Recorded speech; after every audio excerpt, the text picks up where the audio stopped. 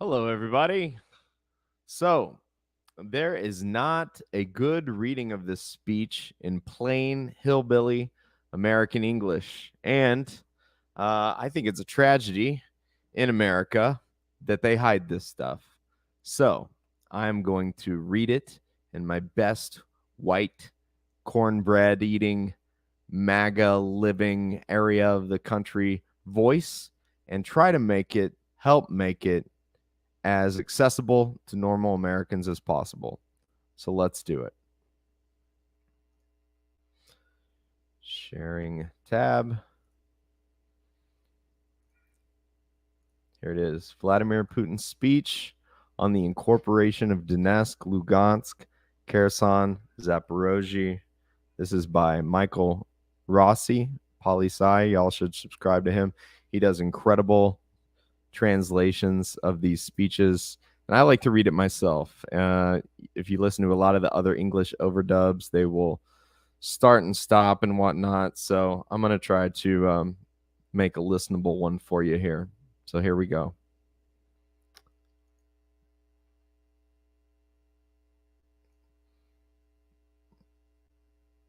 Put it over here so I can see it in StreamYard. Okay. Let's go for put me down here. And I think you have audio. I've set it to about 25%, so hopefully it'll sound good, me reading what Putin says. All right. 1, 2, 3.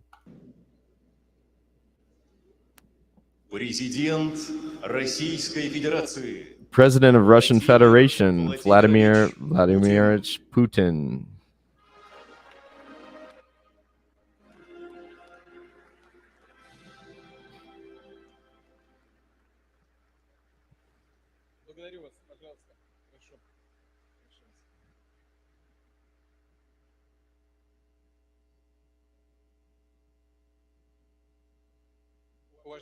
Dear citizens of Russia, citizens of the Donetsk and Lugansk People's Republics, residents of the Zaporozhye and Kherson regions, deputies of the State Duma, and senators of the Russian Federation. As you know, referendums have been held in the Donetsk and Lugansk People's Republics, Zaporozhye, and Kherson regions. The results have been counted, and the results have been announced. The people have made their unequivocal choice. Today, we will sign treaties on the accession of the Donetsk People's Republic, Lugansk People's Republic, Zaporozhye, Kherson region to the Russian Federation. I have no doubt that the Federal Assembly will support the constitutional laws. Okay. It went a little too fast for me, and I'm a completionist, so I'm going to go back to make sure I get all of it.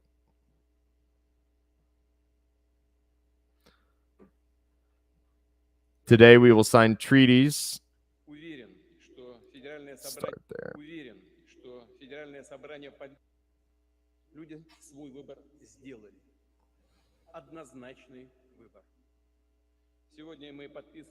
Today we will sign treaties on the accession of the Donetsk People's Republic, Lugansk People's Republic, Zaporozhye region, and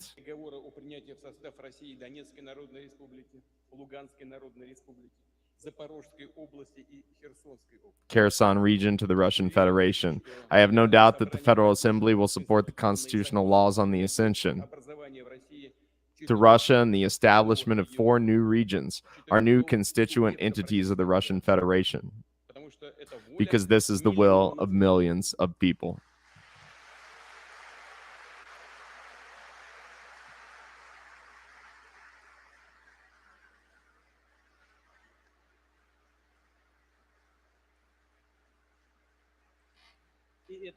It is undoubtedly their right, an inherent right, sealed in Article 1 of the UN Charter, which directly states the principle of equal rights and self-determination of peoples. I repeat, it is an inherent right of the people. It is based on our historical affinity, and it is that right that led generations of our predecessors, those who built and defended Russia for centuries since the period of ancient Rus, to victory. Here in Novorossiya, Pyotr Rumyantsev, Alexander Suvorov, and Fyodor Yushchikov fought their battles, and Catherine the Great and Grigory Pyotkin founded new cities. Our grandfathers and great-grandfathers fought here to the bitter end during the Great Patriotic War. We will always remember the heroes of the Russian Spring, those who refused to accept the neo-Nazi coup d'etat in Ukraine in 2014.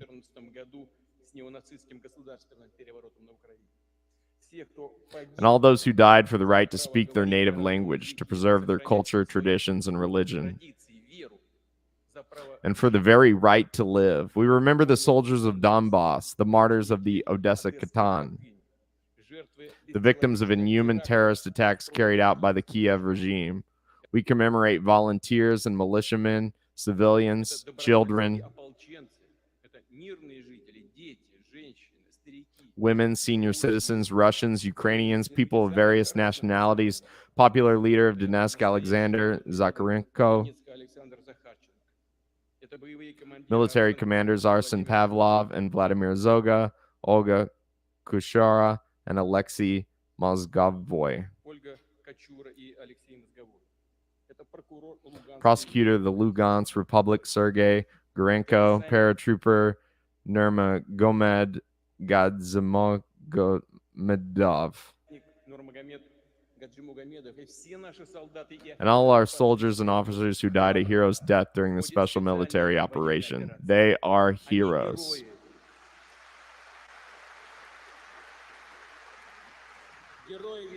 Heroes of Great Russia, please join me in a minute of silence to honor their memory.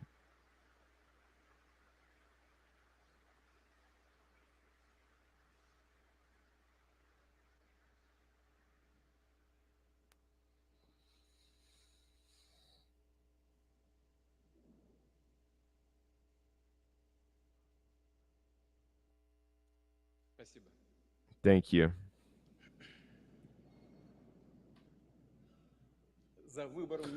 Behind the choice of millions of residents in the Donetsk and Lugansk People's Republics in the Zaporozhye and Kherson regions,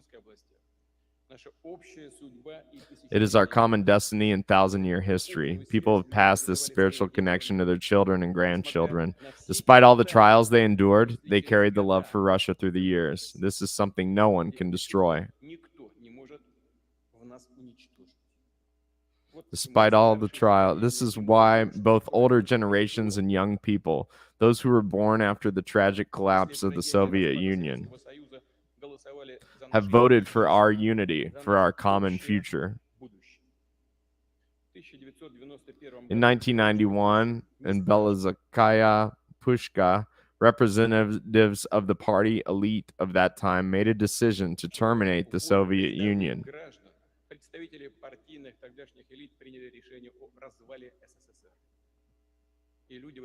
Without asking ordinary citizens what they wanted, and people suddenly found themselves cut off from their homeland.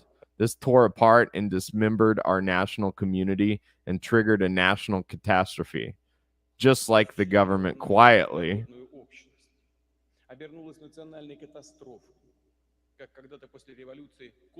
demarcated the borders of Soviet republics, acting behind the scenes after the 1917 revolution. The last leaders of the Soviet Union, contrary to the direct expression of the will of the majority of people in the referendum of 1991, destroyed our great country and simply made the people in the former republics face this as an accomplished fact. I can admit that they didn't know what they were doing and what consequences their actions would have in the end. But it doesn't matter now. There is no Soviet Union anymore, and we cannot return to the past. Actually, Russia no longer needs it today. This isn't our ambition. But there is nothing stronger than the determination of millions of people who, by their culture, religion, traditions, and language, consider themselves part of Russia, whose ancestors lived in a single country for centuries. There is nothing stronger than their determination to return to their true historical fatherland. For 8 long years, people in Donbass were subjected to genocide, shelling, and blockades. In Kherson and Zaporozhye, a criminal policy was pursued to cultivate hatred for Russia, for everything Russian. Now, too, during the referendums, the Kiev regime threatened school teachers, women who worked in election commissions with reprisals and death. Kiev threatened millions of people who came to express their will with repression. But the people of Donbass, Zaporozhye, and Kherson weren't broken, and they had their say. I want the Kiev authorities and their true handlers in the West to hear me now, and I want everyone to remember this. The people living in Lugansk and Donetsk and Kherson and Zaporozhye have become our citizens forever.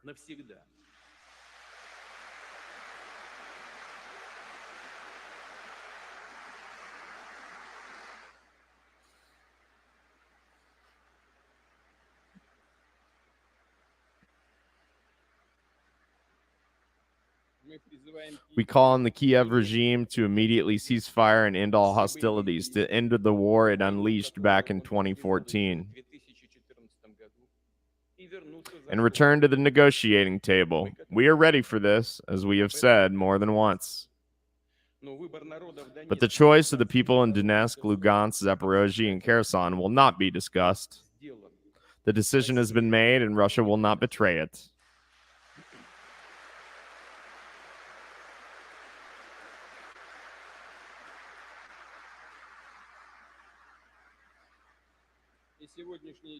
Kiev's current authorities should respect this free expression of the people's will. There is no other way. This is the only way to peace.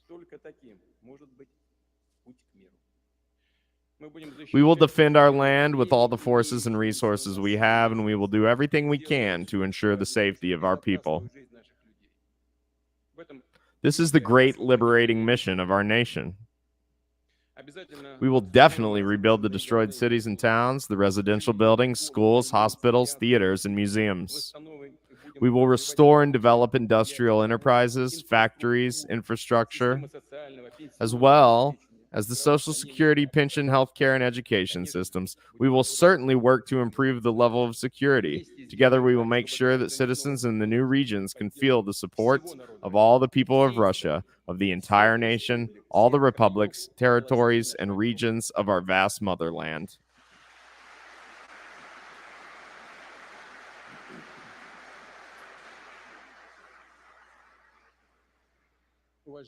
Dear friends, colleagues, today I want to address the soldiers and officers who are participating in a special military operation, the soldiers of Donbass and Novorossiya, those who, after the decree of partial mobilization, joined the ranks of the armed forces, fulfilling their patriotic duty, who, at the call of their hearts, come to the military registration and enlistment offices. I would like to turn to their parents, wives, children, to tell them what our people are fighting for, what enemy is opposing us, who is throwing the world into new wars and crises, extracting their bloody profit from this tragedy. Our compatriots, our brothers and sisters in Ukraine, the native part of our united people, saw with their own eyes what the ruling circles of the so-called West are preparing for all mankind. Here they, in fact, just threw off their masks and showed their true intentions. After the collapse of the Soviet Union, the West decided that the world, all of us, would forever have to put up with its dictates. Then in 1991, the West expected that Russia would not recover from such shocks and would fall apart on its own.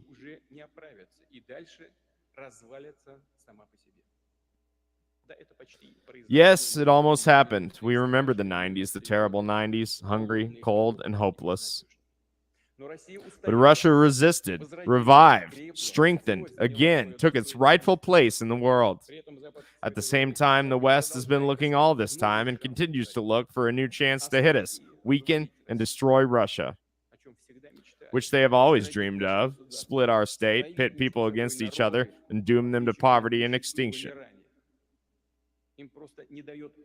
They are simply haunted by the fact that there is such a great, huge country in the world with its territory, natural wealth, resources, with the people who do not know how and will never live according to someone else's orders. The West is ready to step over everything in order to preserve the neo-colonial system that allows it to parasitize, in fact, to plunder the world at the expense of the power of the dollar and technological dictates, to collect real tribute from humanity, to extract the main source of unearned prosperity, the rent of the hegemon. The maintenance of this rent is their key, genuine and absolutely self-serving motive. That is why total desovereignization is in their interests, hence their aggression towards independent states, toward traditional values and original cultures, attempts to undermine international and integration processes beyond their control, new world currencies and centers of technological development. It is critical for them that all countries surrender their sovereignty to the United States.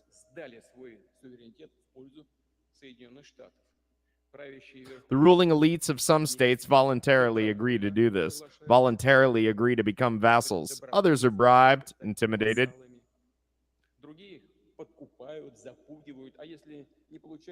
And if it doesn't work out, they destroy entire states, leaving behind humanitarian catastrophes, disasters, ruins, millions of ruined, mangled human destinies, terrorist enclaves, social disaster zones, protectorates, colonies, and semi-colonies. They don't care as long as they get their own way. I want to emphasize once again, it is precisely greed and the intention to preserve its unlimited power that there are the real reasons for the hybrid war that the collective West is waging against Russia. They do not wish us freedom, but they want to see us as a colony. They do not want equal cooperation, but robbery. They want to see us not as free society, but as a crowd of soulless slaves. For them, a direct threat is our thought and philosophy, and therefore they encroach on our philosophers. Our culture and art are a danger to them, so they are trying to ban them. Our development and prosperity is also a threat to them. Competition is growing. They don't need Russia at all. We need it.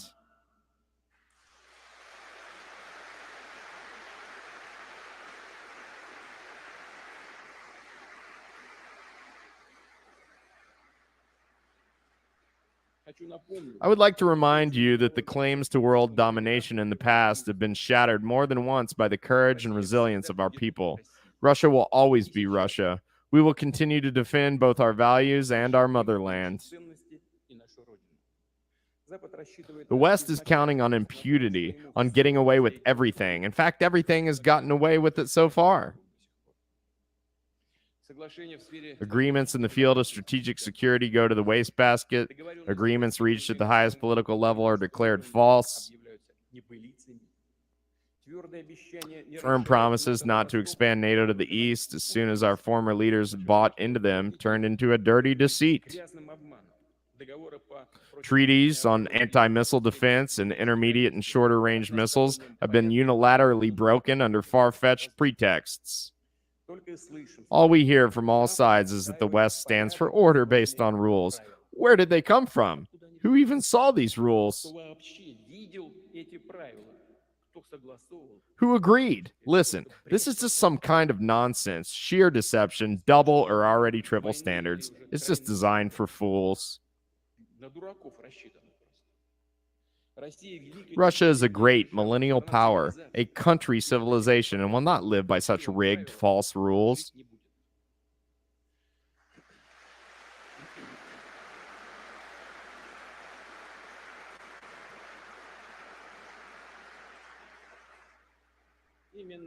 It is the so-called West that has trampled on the principle of the inviolability of borders in Kosovo, and now it decides at its own discretion who has the right to self-determination and who does not, who is not worthy of it. Why they decide so? Who gave them such a right? It's not clear. To themselves. That is why the choice of people in the Crimea and Sevastopol and Donetsk, Lugansk, Zaporozhye, and Kherson causes wild anger in them. This West has no moral right to evaluate it, even to stutter about the freedom of democracy. No, and never has been. Western elites deny not only national sovereignty and international law, their hegemony has a pronounced character of totalitarianism, despotism, and apartheid. They brazenly divide the world into their vassals, into the so-called civilized countries, and into all the rest who, according to the Planet Today's Western racists, should add to the list of barbarians and savages. False labels, rogue country, authoritarian regime are already ready. They stigmatize entire peoples and states. And there is nothing new in this. The Western elites are what they are, and have remained so, colonialists. They discriminate, divide peoples into the first and other grades. We have never accepted and will never accept such political nationalism and racism. And what, if not racism, is Russophobia, which is now spreading all over the world? What, if not racism, is the peremptory conviction of the West that its civilization, neoliberal culture, is an indisputable model for the whole world? He who is not with us is against us. It even sounds strange. Even the repentance for their own historical crimes is being shifted by the Western elites to everyone else, demanding both the citizens of their countries and other peoples to confess for what they have nothing to do with at all. For example, for the period of colonial conquests. It is worth reminding the West that it began its colonial policy back in the Middle Ages and then followed the global slave trade. The genocide of Indian tribes in America, the plunder of India, Africa, the wars of England and France against China, as a result of which it was forced to open its ports for trade opium. What they did was put entire nations on drugs, purposely exterminated entire ethnic groups for the sake of land and resources, staged a real hunt for people, like animals. This is contrary to the very nature of man, truth, freedom, and justice. And we are proud that in the 20th century, it was our country that led the anti-colonial movement, which opened up opportunities for many peoples of the world to develop in order to reduce poverty and inequality, to overcome hunger and disease. I emphasize that one of the reasons for the centuries-old Russophobia, the undisguised malice of these Western elites towards Russia, is precisely that we did not allow ourselves to be robbed during the period of colonial conquests. We forced the Europeans to trade for mutual benefit, and this was achieved by creating a strong centralized state in Russia, which developed and strengthened itself on the great moral values of Orthodoxy, Islam, Judaism, and Buddhism, on Russian culture and the Russian word, open to all.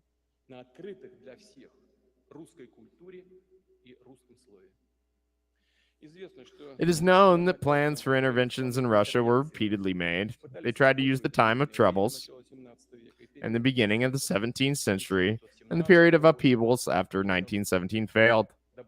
The West nevertheless managed to seize the wealth of Russia at the end of the 20th century, when the state was destroyed. Then we were called both friends and partners, but in fact they treated us like a colony. Trillions of dollars were siphoned out of the country under a variety of schemes.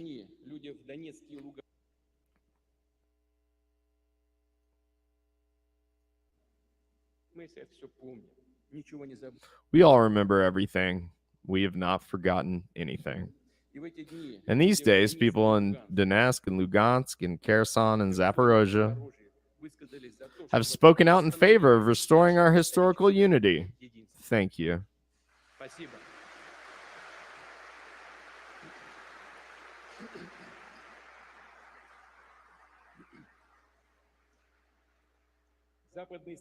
Western countries have been repeating for centuries that they bring freedom and democracy to other peoples. Everything is exactly the opposite. Instead of democracy, suppression and exploitation. Instead of freedom, enslavement and violence. The entire unipolar world order is inherently anti-democratic and not free. It is deceitful and hypocritical through and through.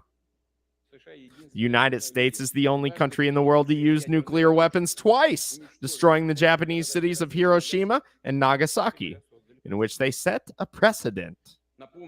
Let me also remind you that the United States, together with the British, turned Dresden, Hamburg, Cologne, and many other German cities into ruins without any military necessity during World War II. And this was done defiantly, without any, I repeat, military necessity. There was only one goal, just as in the case of the nuclear bombings in Japan, to intimidate both our country and the entire whole world. The United States left a terrible mark on the memory of the peoples of Korea and Vietnam with barbaric carpet bombing, the use of napalm and chemical weapons. In fact, even today, they occupy Germany, Japan, the Republic of Korea, and other countries. And at the same time, cynically call them equal allies. You know, I wonder what kind of alliance is this? The whole world knows that the leaders of these countries are being watched, listening devices are being installed, not only in their offices, but also in residential premises. And this is a real shame. A shame both for those who do this and for those who, like a slave, silently and meekly swallow this rudeness.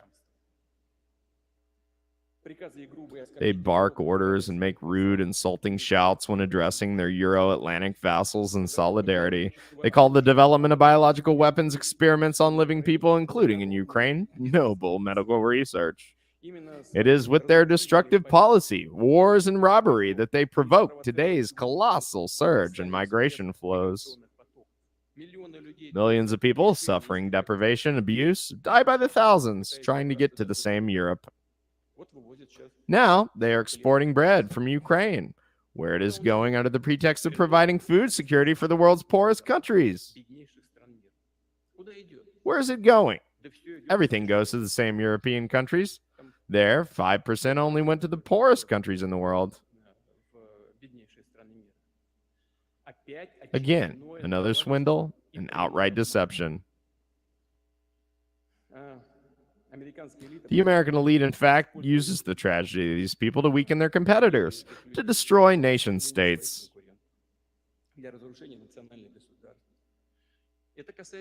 This also applies to Europe.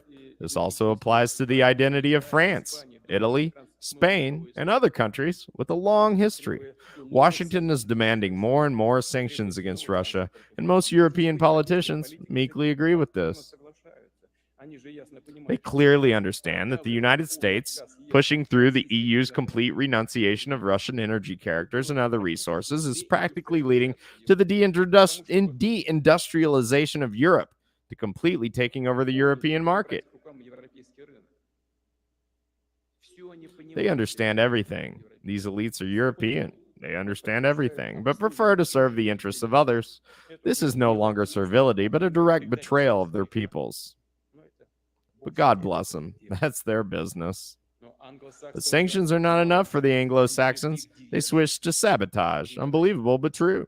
Having organized explosions on the international gas pipelines in the Nord Stream, which run along the bottom of the Baltic Sea, they actually began to destroy the pan-European energy infrastructure. It is clear to everyone who benefits from this. Whoever benefits, they did, of course.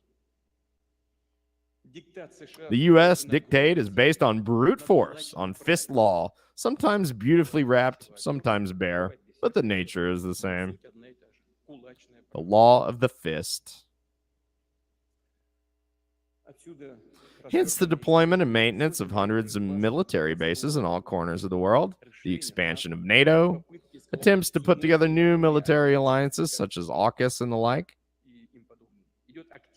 Active work is also underway to create a military political link between Washington, Seoul, and Tokyo, all those states that possess or seek to possess genuine strategic sovereignty and are capable of challenging Western hegemony, are automatically included in the category of enemies. It is on these principles that the U.S. and NATO military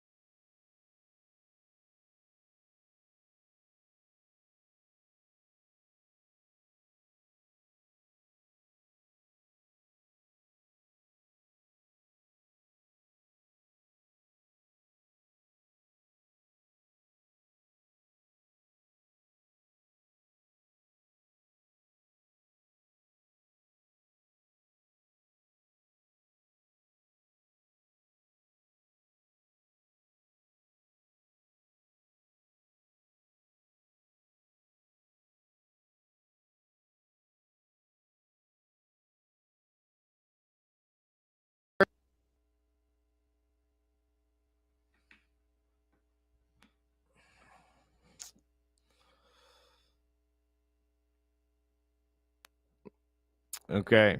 Can you guys hear me? If you can still hear me, give me a thumbs up in the chat. It's either the CIA or my computer. I don't know. It's more sexy if it's the former.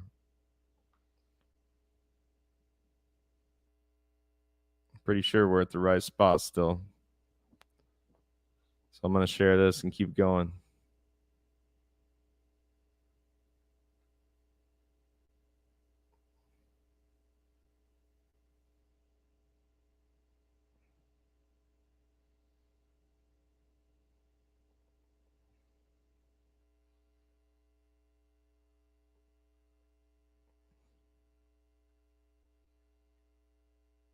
It is on these principles that the U.S. and NATO military doctrines are built, requiring nothing less than total domination.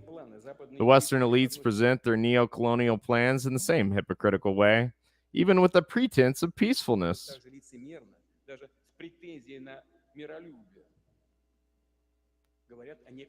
They talk about some kind of containment. It's such a crafty word, wonders from one strategy to another, but in fact means only one thing: undermining any sovereign centers of development. We've already heard about the containment of Russia, China, Iran.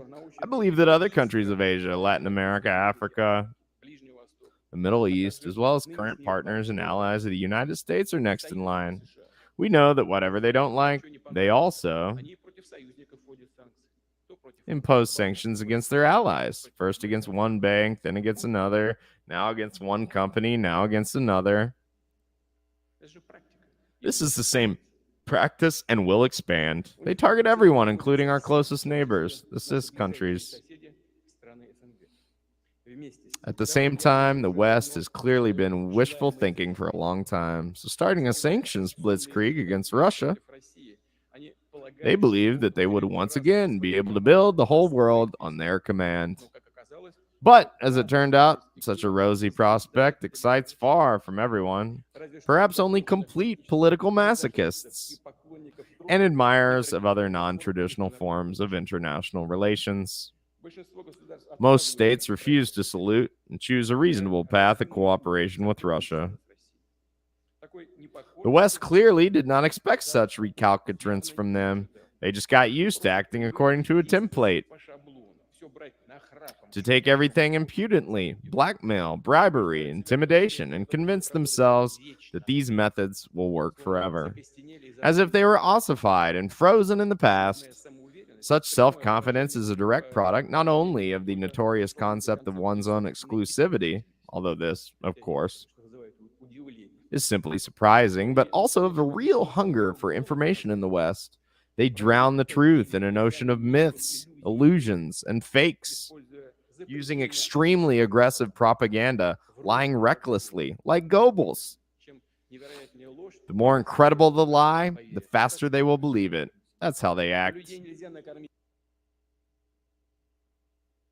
According to this principle.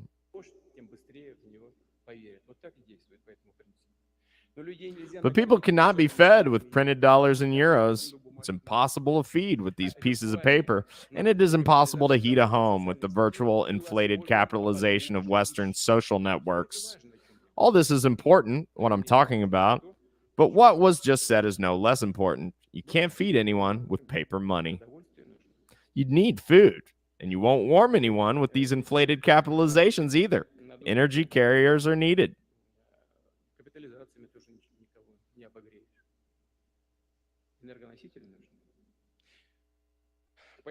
Therefore, politicians in the same Europe have to convince their fellow citizens to eat less, wash less often, and dress warmer at home. And those who begin to ask fair questions, actually, why is that so, are immediately declared enemies, extremists, and radicals. They point to Russia. They say, here they say, who is the source of all your troubles? They lie again. What do I want to emphasize? There is every reason to believe that the Western elites are not going to look for constructive ways out of the global food and energy crisis, which arose through their fault, precisely through their fault, as a result of their many years of policy. Long before our special military operation in Ukraine, in the Donbass. They do not intend to solve the problems of injustice and inequality. There is a fear that they are ready to use other actions familiar to them. And here it is worth recalling that the West emerged from the contradictions of the early 20th century through the First World War. The profits from the Second World War allowed the United States to finally overcome the consequence of the Great Depression and become the largest economy in the world, to impose on the planet the power of the dollar as a global reserve currency. And the overdue crisis of the 80s, and in the 80s of the last century, the crisis also aggravated. The West largely overcame by appropriating the legacy and resources of the Soviet Union that was collapsing, and collapsed in the end. It is a fact. Now, in order to extricate themselves from another tangle of contradictions, they need to break Russia and other states that choose the sovereign path of development at all costs in order to plunder other people's wealth even more, and at this expense, cover their losses. If this does not happen, I do not rule out that they will try to completely bring the system to a collapse, on which everything can be blamed, or, God forbid, decide to use the well-known formula, the war will write everything off. Russia understands its responsibility to the world community and will do everything to bring such hotheads to their senses. It is clear that the current neo-colonial model is ultimately doomed, but I repeat that her real owners will cling to her to the end. They simply have nothing to offer the world except for the preservation of the same system of robberies and racketeering. In fact, they spit on the natural right of billions of people, most of humanity, to freedom and justice, to determine their own future on their own. Now they have completely moved to a radical denial of moral norms, religion, and family. Let's answer some very simple questions for ourselves. I now want to return to what I said. I want to address all the citizens of the country, not only to those colleagues who are in the hall, but to all the citizens of Russia. Do we want to have here in our country, in Russia, instead of mother and father, parent number 1, number 2, number 3, are they completely crazy there? Do we really want perversions that lead to degradation and extinction to be imposed on children in our schools? From the primary grades, to be drummed into them that there are supposedly other genders besides women and men?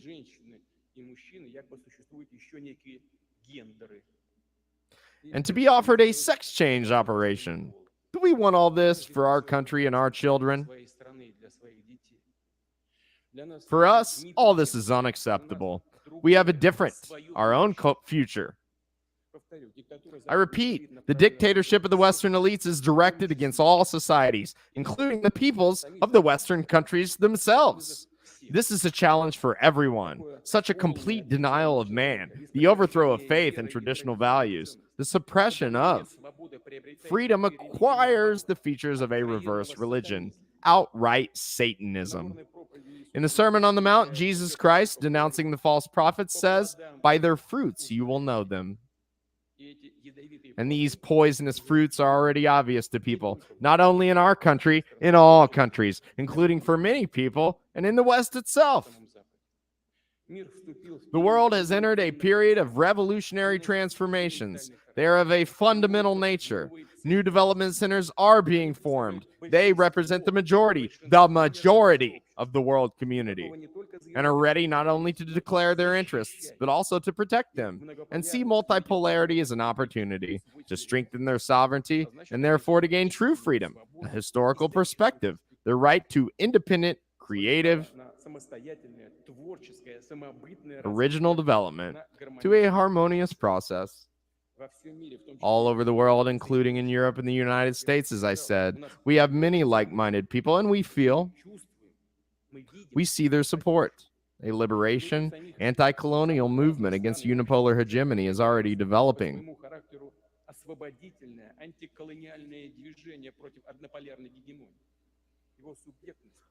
Within the most diverse countries and societies, its subjectivity will grow. It is this force that will determine the future geopolitical reality. Dear friends, Today we are fighting for a just and free path, first of all for ourselves, for Russia, for dictates and despotism to remain forever in the past. I am convinced that countries and peoples understand that a policy based on the exclusivity of anyone, on the suppression of other cultures and peoples, is inherently criminal, that we must turn this shameful page.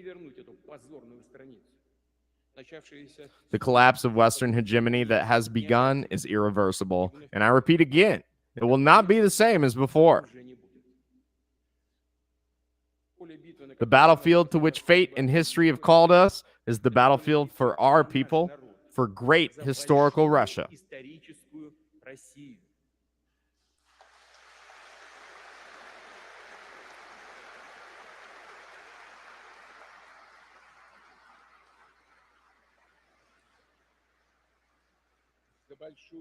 For a great historical Russia, for future generations, for our children, grandchildren, and great-grandchildren.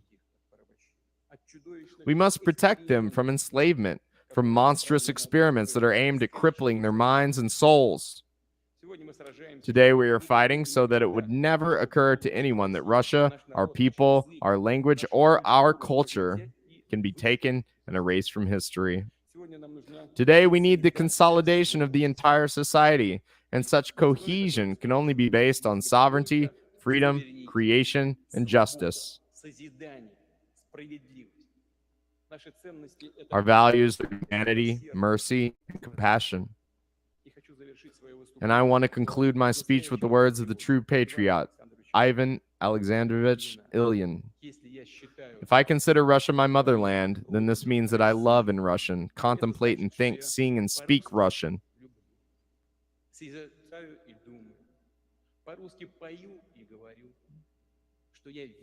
That I believe in the spiritual strength of the Russian people.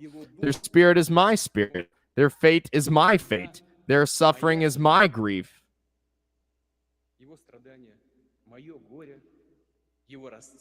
Its flowering is my joy. Behind these words is a great spiritual choice, which for more than 1,000 years of Russian statehood was followed by many generations of our ancestors. Today, we are making this choice. The citizens of the Donetsk and Lugansk People's Republics, the residents of Zaporozhye and Kherson regions, have made this choice. They made the choice to be with their people, to be with the motherland, to live its destiny, to win together with it. With us is the truth. With us is Russia.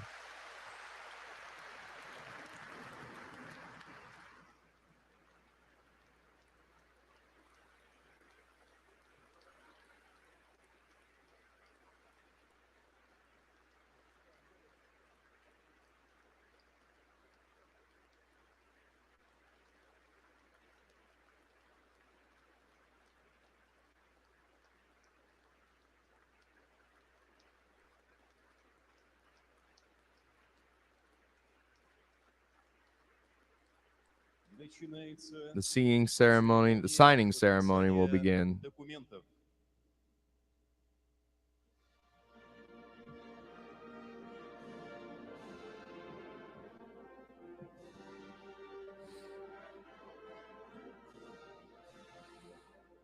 Cue the international, boys. International.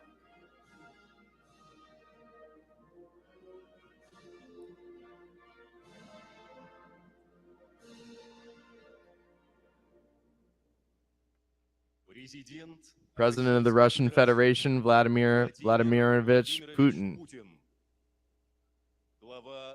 Head of the Donetsk People's Republic, Denis Vladimirovich Pushilin.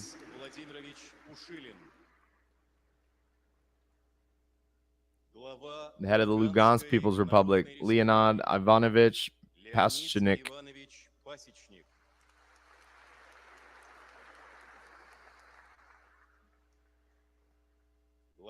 The head of the Zaporozhye Oblast, Yevgeny Vitalyevich Belitsky.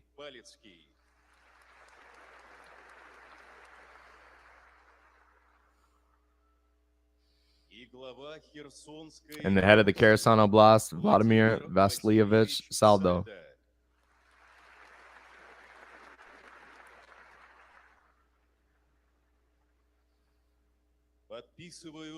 Signing of the agreements between the Russian Federation and the Donetsk People's Republic.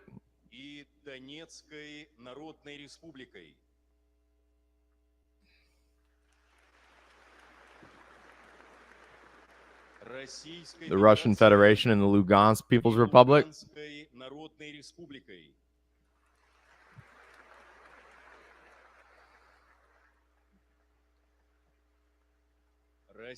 The Russian Federation and the Zaporozhye Oblast.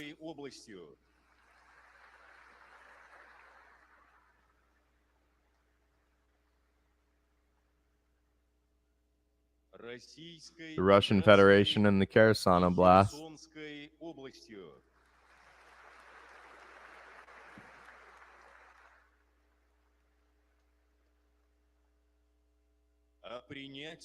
On the admission to the Russian Federation, the Donetsk People's Republic.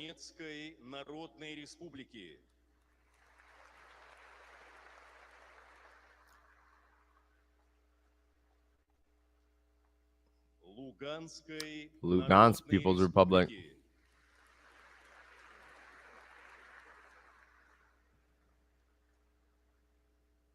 The Zaporozhye Oblast. I'm watching to the end because the song is cool. And the Kherson Oblast.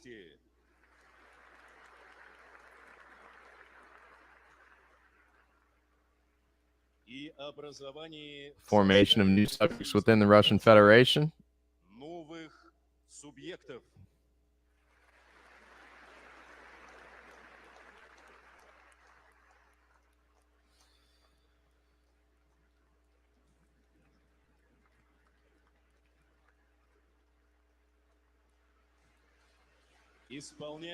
Performance of the national anthem of the Russian Federation.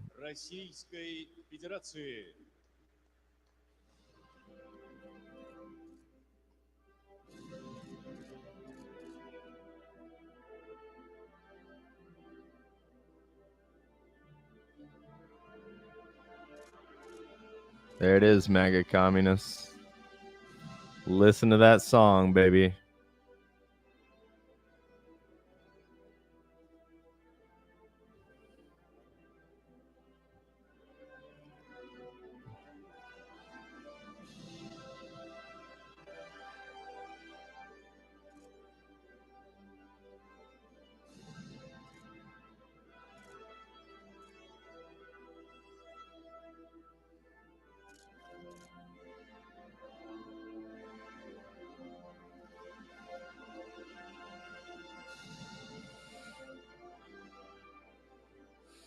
All we need is Jackson Hinkle up there as well. Caleb Maupin. Haas of Infrared. Dare I say I'll take a spot up there. Sure, yeah. Clear a spot for me. Put me up there.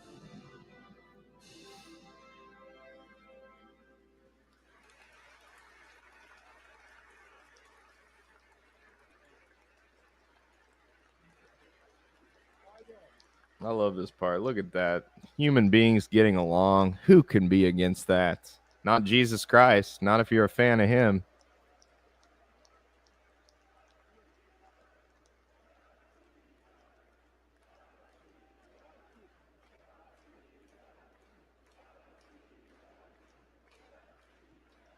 Amen to you, Mega Ape. There it is.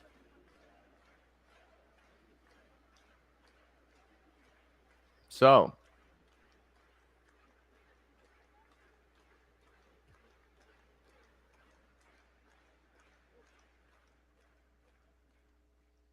you got the whole thing in there. Got the whole thing in there. Let's pause this next thing. I'll just talk to you guys for a while. Okay? We got that down. Now I'm going to do a couple of responses to it. I'm a hard-working man. I work 2 jobs. I work all day tomorrow at Walmart. I've worked all week as a school teacher. I'm staying up late on a Friday night to get my one stream in for the week. And I've made a list. I made a list of things I want to talk about. So let's go to the next one, which is most Americans have not actually read that whole speech. There's no way. That's the second time I've read it. I read it to you. So now if you listen to it, you can hear the whole thing. Okay? You'd be smarter than 99.99% of Americans. Most Americans, all they're going to know about that speech is what somebody told them. Okay? So with that in mind, let's pull up Kyle Kalinski's reaction to that speech. Kyle Kalinski and his girlfriend, Crystal Ball. I don't know if you're a home wrecker, Kyle, or if Crystal just has very interesting taste. But yeah, let's find it here. I'm going to share this tab with you guys again, just so you can see the thumbnail. All right. Let's pull it up. Share the tab. This one should work. Now here's the thumbnail here. Oh, is there a way to zoom in? Putin threatens to nuke Satanic West. Now I normally don't watch this because I have high blood pressure anyway. And the amount of stupidity coming out of Kyle Kalinski's mouth these days is makes it hard to be a Christian. But I will say, and I'll say this time and time again, there's two people watching this stream right now. Sometimes I feel like giving up on this. I go, what am I doing? Isn't this market saturated? You know, aren't there people that know way more than me about stuff like this? And then I think about Kyle Kalinski and the fact that he so loudly says what he says and has almost 1 million subscribers.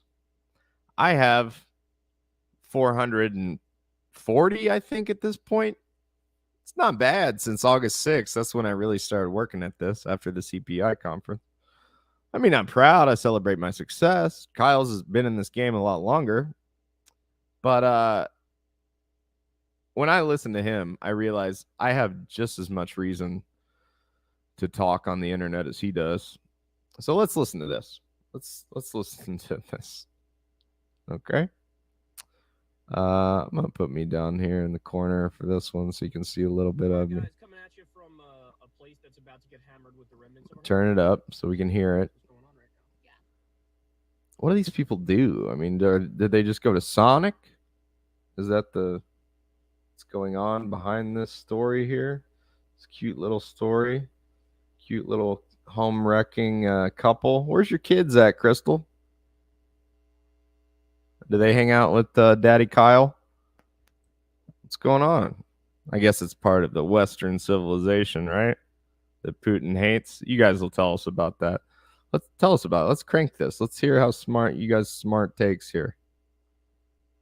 Lots of rain for a few days, but certainly we're getting off easy compared to oh my god, Southwest Florida got absolutely obliterated.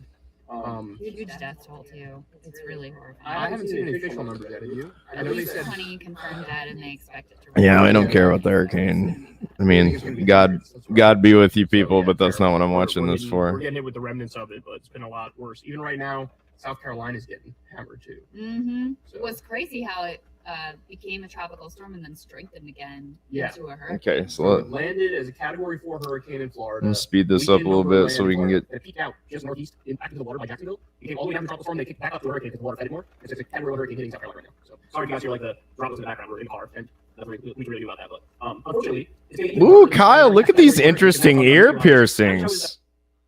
Oh. Oh, disgusting. Ugh. It fits him though perfectly. Kyle should be in like he should be like the sixth man in Limp Bizkit, I think. It's unbelievable that anybody believes it. First of all, it's an election at the Oh, here we go. Here we go. Okay, we need to go back. The eastern portion of Ukraine, 4 different areas. Now, I predicted as soon as sorry, the earring threw me off. Category 4 hurricane, because now we're talking about nuclear annihilation. Okay, here we go. Let's go down. Back to normal. Now, tell us, Kyle. And I wish I was joking and that Tell us, was Kyle. hyperbole, but it's really not. So Vladimir Putin just came out and gave a speech. And so they had these, what are effectively... Now, keep in mind, guys, this is the speech you just heard that I just read to you, okay? I want you to keep in mind what you heard, and then I want you to put that through your filter of how honest is this person, okay? Referendums in the eastern portion of Ukraine, 4 different areas. Now, I predicted as soon as he did the initial invasion and he declared these independent republics, I was like, oh, we all know what step 2 is. Step 2 is hold some sort of referendum and then declare, actually, now they're ours. Look, 99% of people voted for that. By the way, if anybody's dumb enough to believe in 99% of people, People are dumb enough. It's unbelievable that anybody believes.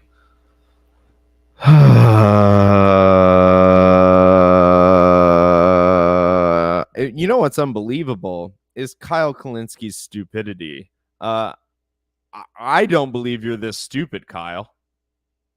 Let's find the town that you live in, and let's have Azovites. Let's have some Nazis bomb where you live for about 8 years with the full force of, the world's most well-funded taxpayer government behind it. And then see what percentage of people vote to join the next country that will actually stop that from happening to you. Do you think it would be over 90%? Because I sure do. But let's hear what you have to say. First of all, it's an election at the barrel of a gun. So that's not even an election, right? Right, during wartime. Okay, so, I mean, I could show the video of Patrick Lancaster literally inside the polling place at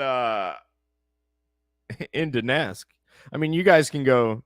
I would encourage you to look for Patrick Lancaster on YouTube, and you can watch inside a polling place in Donetsk, and it does not look like what Kyle is describing. It looks perfectly normal. I don't understand.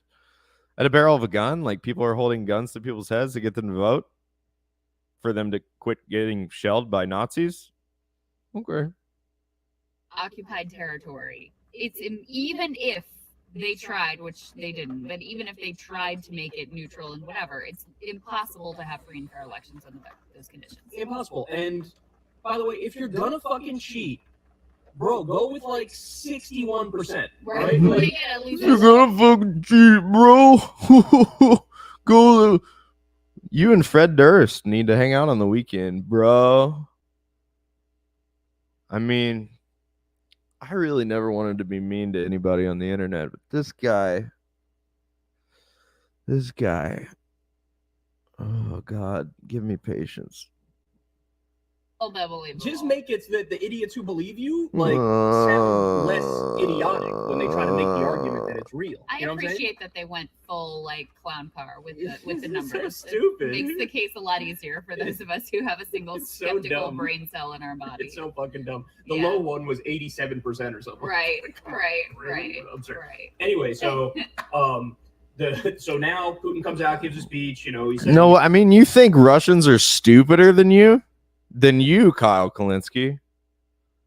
Really? You think the lineage of Dostoevsky and Tolstoy and Vladimir Lenin, you think they're stupid? You think they're stupider than you with your Sonic cup and your other man's wife? Okay, go ahead. It's official. Here, in fact, I have some quotes for you that I can read.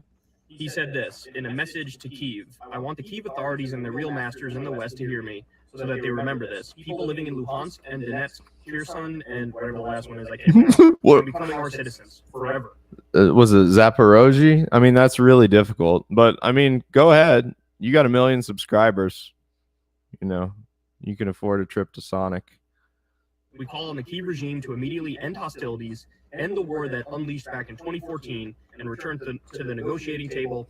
We are ready for this. We will not discuss the choice of the people in the 4 regions that has been made. Russia will not betray them. He goes on to say, quote, "We will defend our land with all the powers and means at our disposal." So for those of you who are keeping up here, the idea is, well, now these are ours, and it's official. So if you stay on those lands, Ukrainian military, Ukrainian people, we're going to do anything and everything to get you off there, including potentially nuclear weapons. So, yikes. I mean, more for you. Okay, I just heard this speech. We just heard this speech. Did Putin threaten to use nuclear weapons? I've listened to it twice. I don't. If he did mention something about nuclear weapons, it was absolutely in passing. It was not the thrust of the speech. But they're going to act like that was what was going on, which means they're just parroting CNN. So, quote, "In 1991, without asking the will of ordinary citizens, representatives of the then party elites decided to destroy the USSR, and people suddenly found themselves cut off from their motherland. This tore apart and dismembered our nation, becoming a national catastrophe. I admit that they did not fully understand what they were doing and what consequences this would inevitably lead to in the end. But this is no longer important. There is no Soviet Union. This past cannot be brought back, and Russia today does not need it anymore. We are not striving for this." So this is Vladimir Putin saying, look, I know I'm trying to rebuild, factions of the Soviet Union, but it's okay. There is no more Soviet Union. So this is like different. So it's better and it's cool and it's okay. But in his remember when he initially invaded, he was like trying to resurrect the Russian Empire, which preceded the Soviet Union. So in other words, he's like, I'm not a communist, but I am an imperialist, and I am going to steal certain portions back that we. What? What? I mean, let me just explain to you. I mean, to someone raised just in the middle of America, you hear the name Ukraine. What's the next thing you think? Do you think South Africa? Do you think Japan? Do you think Ireland? Nope, you think Russia. That's what you think. But go ahead. Used to have. He uses all this pseudo anti-imperialist language to justify imperialism. His imperialism. Right, exactly. Is exactly what happens. And then Putin's the imperialist. He did the same thing in this speech, which Sure. he's done at other times, which is to cite like actual U.S. wrongs. Things. I mean, this is just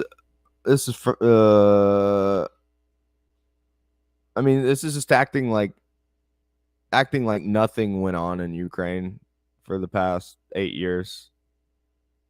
There was no aggression against the Russian peoples in Eastern. Like, what do you? I want to know what these guys want to go on. You just want those people to all die? Like, you're like, well, just let them fight a civil war and don't get in the middle. I guess that's what you want, even though one side, like, you can listen to Victoria Nuland's phone call.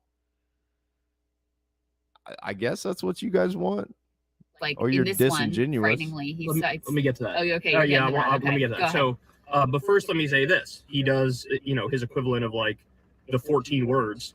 The battlefield to which fate and history have called us is the battlefield for our people. So 14 words, is that a Nazi thing?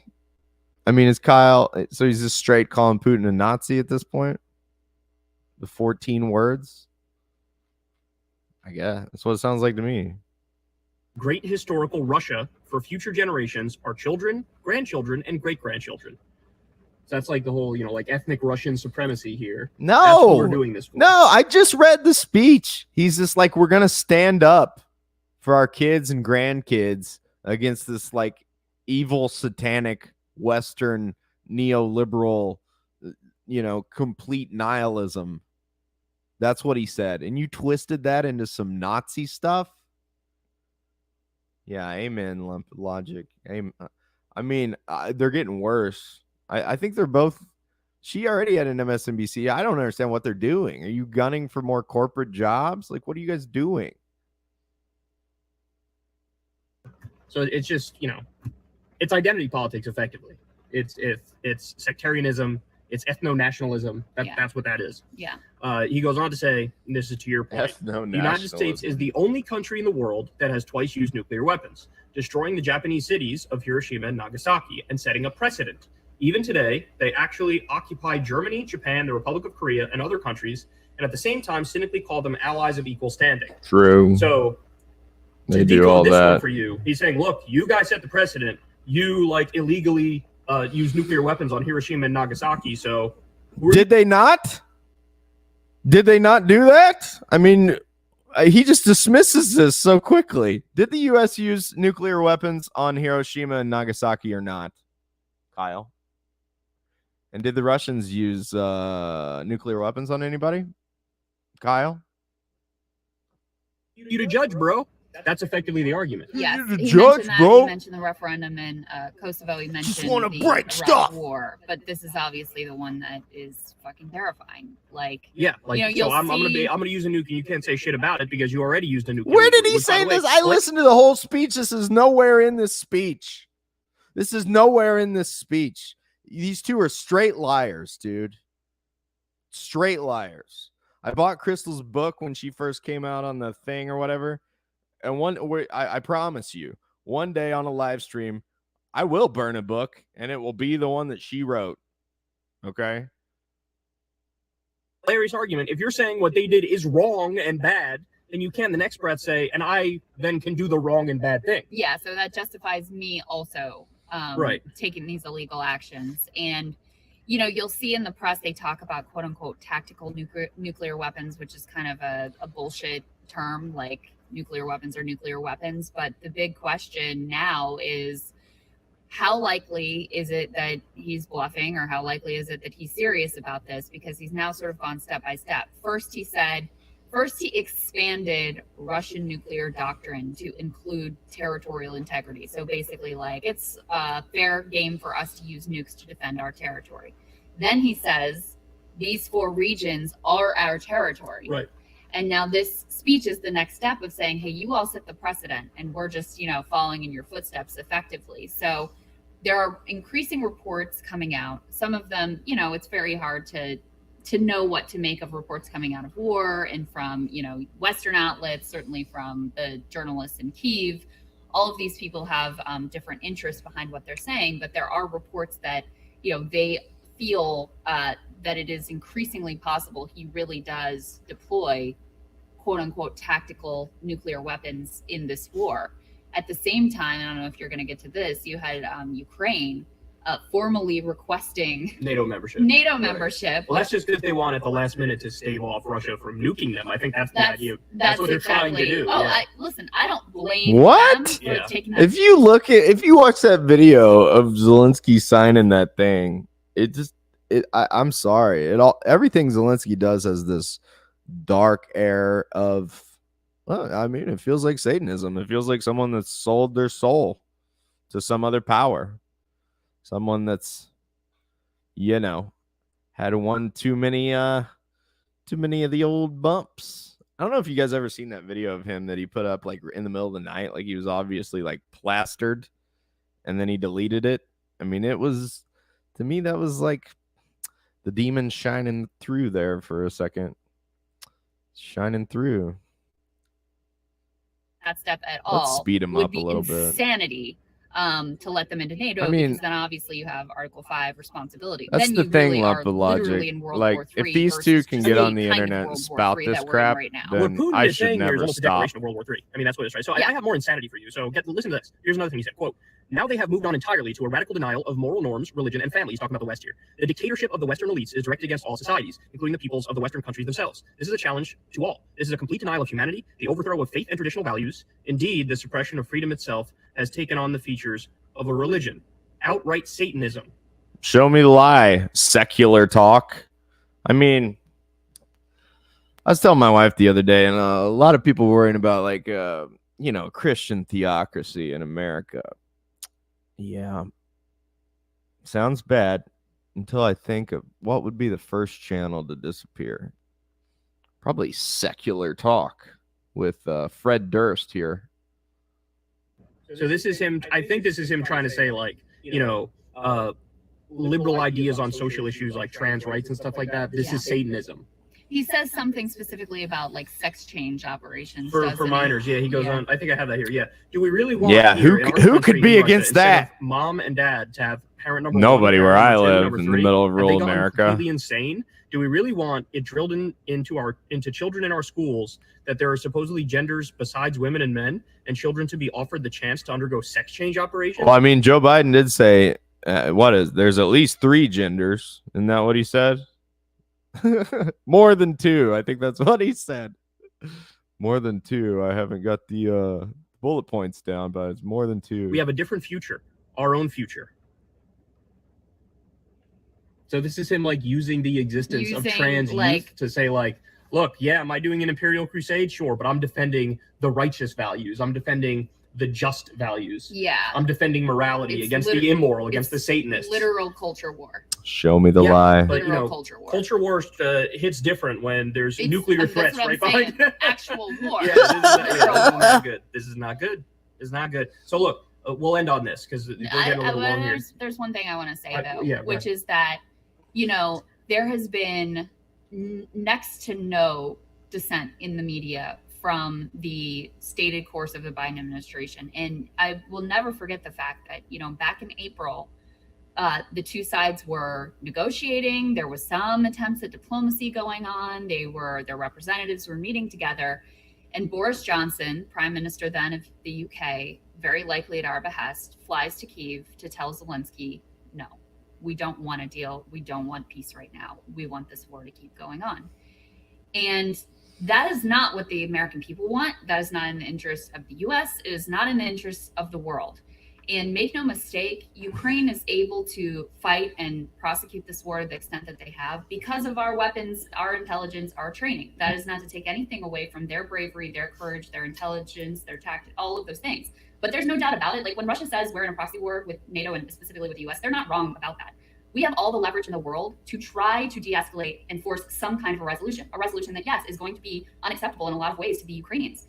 But this possibility that is now looming right in front of our face of potential nuclear war, I just feel like we're sleepwalking into it with no one stepping back and saying, what the hell are we doing? And how There's one other piece Kyle says that I want to get in here. Allowed to say that, even though that is the idea of diplomacy is the mainstream view of the American population. And that is completely silenced, nowhere to be seen whatsoever in the media or in the discourse. So I agree with you. Step one is to avert nuclear catastrophe. I think any reasonable person needs to have that as priority number one. Whatever sort of diplomacy or negotiation might help us get to that point should be paramount. That should be the main thing that we're focused on. The concern, though, at this point is that it looks like there is no way out. Because let's say hypothetically you do have a negotiation, you use diplomacy, and you get to a point where you say, all right, let's work out a specific peace deal. You know, sorry, whoever doesn't like it, we don't give a fuck. We need to avert nuclear catastrophe. So this is the path out. So we say Crimea is gone, part of Russia.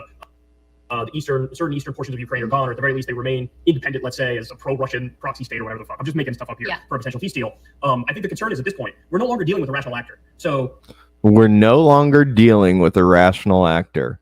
Now, I want you guys to think the fact that you just heard Putin give that speech and compare that to any Joe Biden speech in the last 6 months.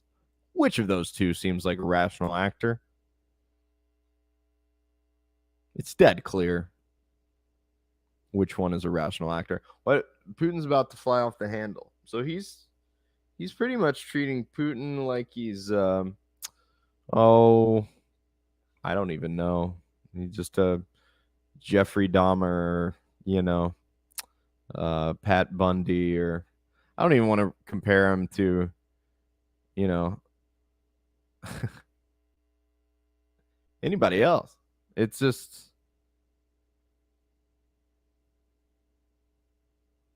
insane. I mean, how many you're just playing the Iraq Saddam Hussein card, dude. Same thing they said in Libya, same thing they say about North Korea. You're just spitting it.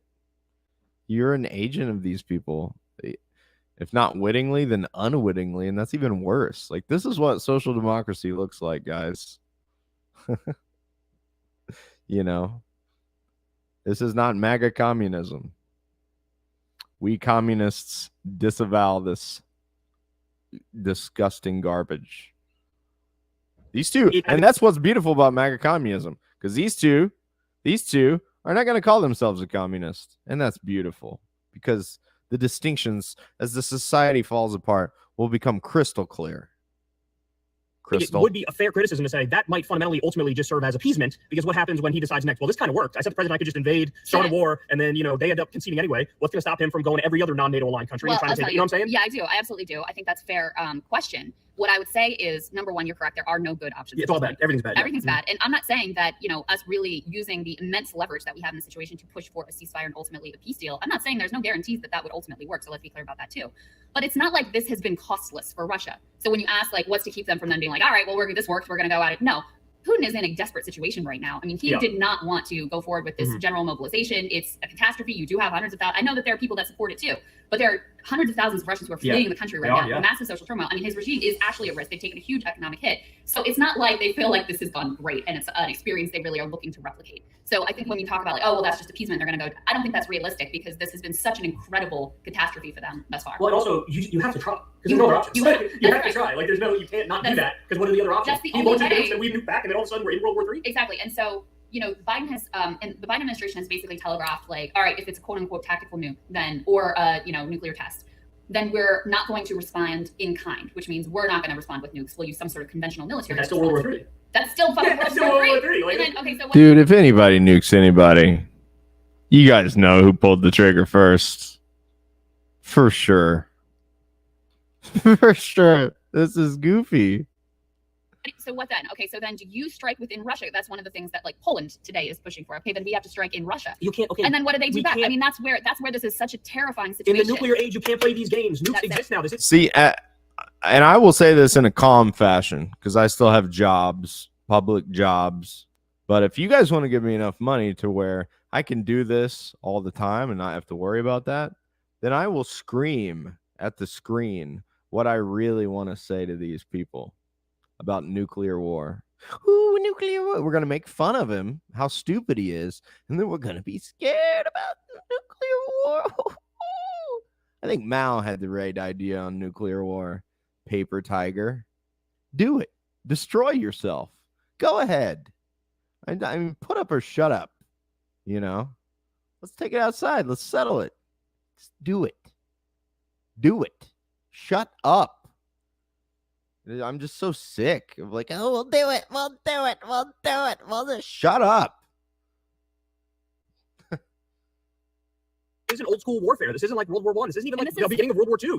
This is a new age. Sagar and I feel like have been sounding sort of like crazy people from the beginning, and others as well, saying you have to take seriously that they have nuclear weapons and they aren't taking them off the table. And he might be bluffing, and there's a very good chance that he is, but the small chance that he's not is a chance you really have to fucking take seriously.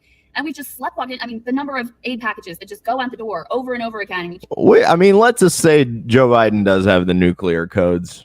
Who would you trust to nuke with? Joe Biden and Kamala Harris? Or Vladimir Putin and Shogu? Or Sergei Lavrov. But Sergei Lavrov, let's have a debate. I'd love to see a public debate. Public debate. Sergei Lavrov, Vladimir Putin versus Joe Biden, Kamala Harris. Keep escalating what you're sending and how you're sending. Oh, now we're targeting generals. Oh, now we're helping them just formulate their whole strategy. Oh, now there were some reports of we're helping them with cyber warfare. All of this happening with no debate, no understanding of the potential consequences, and now suddenly we all wake up to this reality of holy shit, this is not a fucking game. No, this it's not essentially real. Well, I will say, based on how insane this motherfucker has gotten, I am now of the belief he was going to do all this anyway. Didn't matter what. He was going to do all what anyway? This is the part. You're going to do what anyway? What was he going to do anyway? Are you familiar with the Minsk agreements? The dude tried 22 billion ways not to do what he's doing, Kyle. Are you? I don't know. He must just be being dishonest, or you must have no grounding to the working class anymore. I don't know what you're doing. I don't know what you're doing. You're dating former MSNBC hosts, I guess. Is she still married? Does she have children? What? I get really weird vibes from that. But to each their own, Kyle, I guess. Go on. Tell us how Vladimir Putin is just absolutely psychotic, insane, and he's always wanted to do. This This sounds like CNN. It's no different. Like, don't act like you're any better. Didn't Bernie and AOC are voting to send all the money over there too? This is democratic socialism. Okay? And you should think about democratic socialism about the same way you think of like a box of fruity puffs that says good for your heart on the front with the big green vegetable. And it's been stuck in his cross since literally the Soviet Union fell apart. He was going to find some pretext. You're absolutely right. I'm not saying that it could have been disrupted from the beginning, but there is no doubt, and you might be right, that maybe there was never a chance to like actually have a ceasefire or some sort of diplomatic solution. There's reporting that they were close to a deal back in that April timeframe. That again, Boris Johnson blew up. We will never know whether that would have worked out or not. The U.S. decided we think we can take Putin out. We would rather do that. We want to keep this thing going, and so we're going to continue to escalate and escalate and escalate. They have not tried to push for diplomacy, so we'll never know. I'm just saying it's not a guarantee that he's a partner for peace. That's the point I'm making. 100%. Ultimately, we agree. We don't know what the fuck's going to happen. We have to try to go down that road because the alternative is literally World War III. So anyway, that's the horrendous news, guys. It is genuinely scary stuff. Thank you, Fred Durst. Thank you for the update. I appreciate it. Take that nookie and shove it up your ear. Thank you, Fred. Okay, well, I put you guys through that. Let me click on this and let's just look at a little Duran. I got a couple different videos I want to watch.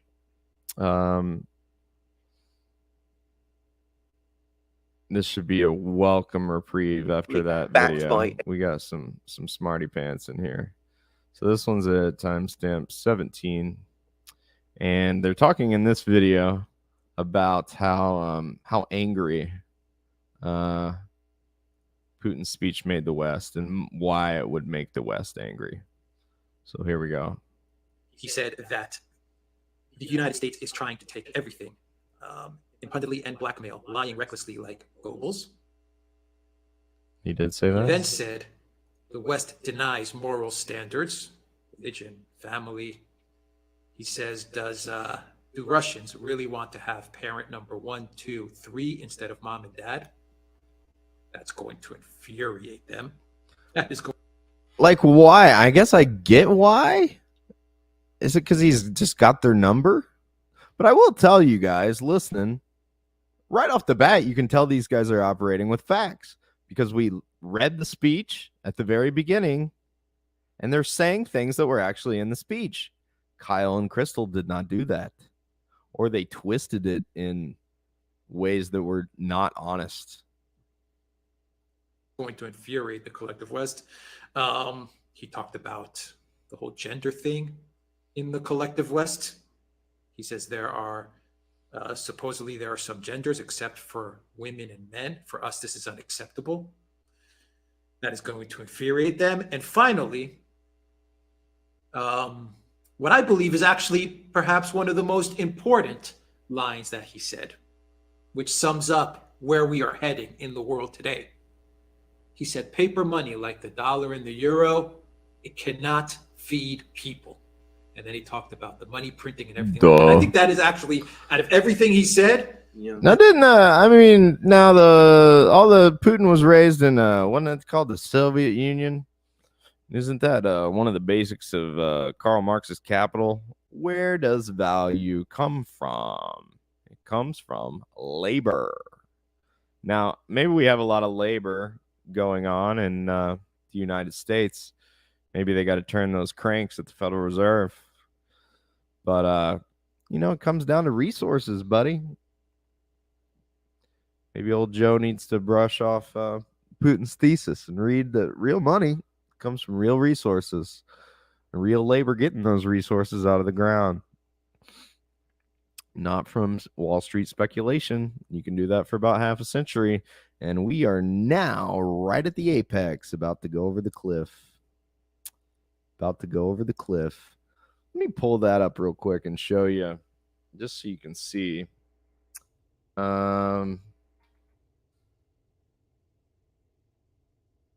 See if I can share a different tab here, and then we'll go back.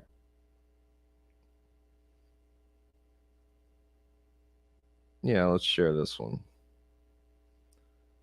So let's go to SPX, and this is the global stock market. Okay, Let's zoom out.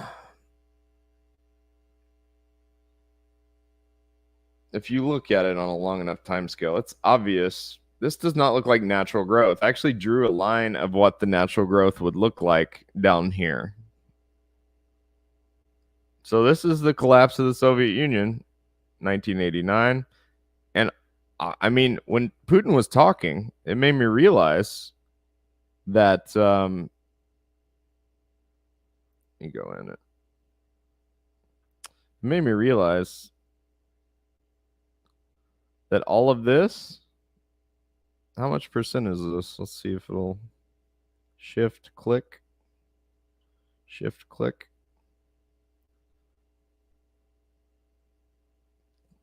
3,100%. Is that resources stolen from the Soviet Union? Not all of it, of course. But that does sure seem to be when the speculative bubble takes off. There's nobody checking these fools anymore. This is the hegemon. This is a unipolar order. You can play our stock market games forever. But I want to show you this. Let's take the Ichimoku off. Let's put this down. This is it. Look at that. Does that not look like a button? Keep in mind, down here, this is the trend growth. So if it returns to trend, if this is a giant bubble, right? Which, if you type bubble financial chart, this is what it looks like. And that's exactly what that looks like, isn't it? There's the line. According to this, it will go even below the line. It will go into absolute despair. This has happened over and over again. But still, we are right in fear. We're still in fear mode. We're not in capitulation. We're not in despair. And this will be a new world being recreated. And it doesn't look like this time it will be created by the West at Bretton Woods. It will be recreated by Russia and China. And it will probably be a socialist system, which that doesn't mean all your freedoms go away. It just means production is organized to help the vast benefit, the vast majority of humanity, and not, Wall Street speculators here, which makes sense why they're so mad, because their game's about up. The game is about up. And you can see it. I wanted to show you that it's pretty obvious that we're breaking this head and shoulders. That's AVAX. Let's go to right here. See how that closed underneath that clear support line? And if you look at it on the daily, it did a retest. Like it closed below it yesterday. And then Putin gave this speech today, which today was the end of financial quarter number 3. He's a smart dude. He knows if I give that speech and call the West Satanists, say it's over, I don't think any of it was untrue, but that'll give that one last little bit that the market needs to fall. And look at it now. Technicals, you're in a strong sell. I feel bad for people that just put money in passive retirement vehicles. You have to learn how to short this. This does not go up forever. I feel bad for old people. They don't know. This ain't going to go up forever.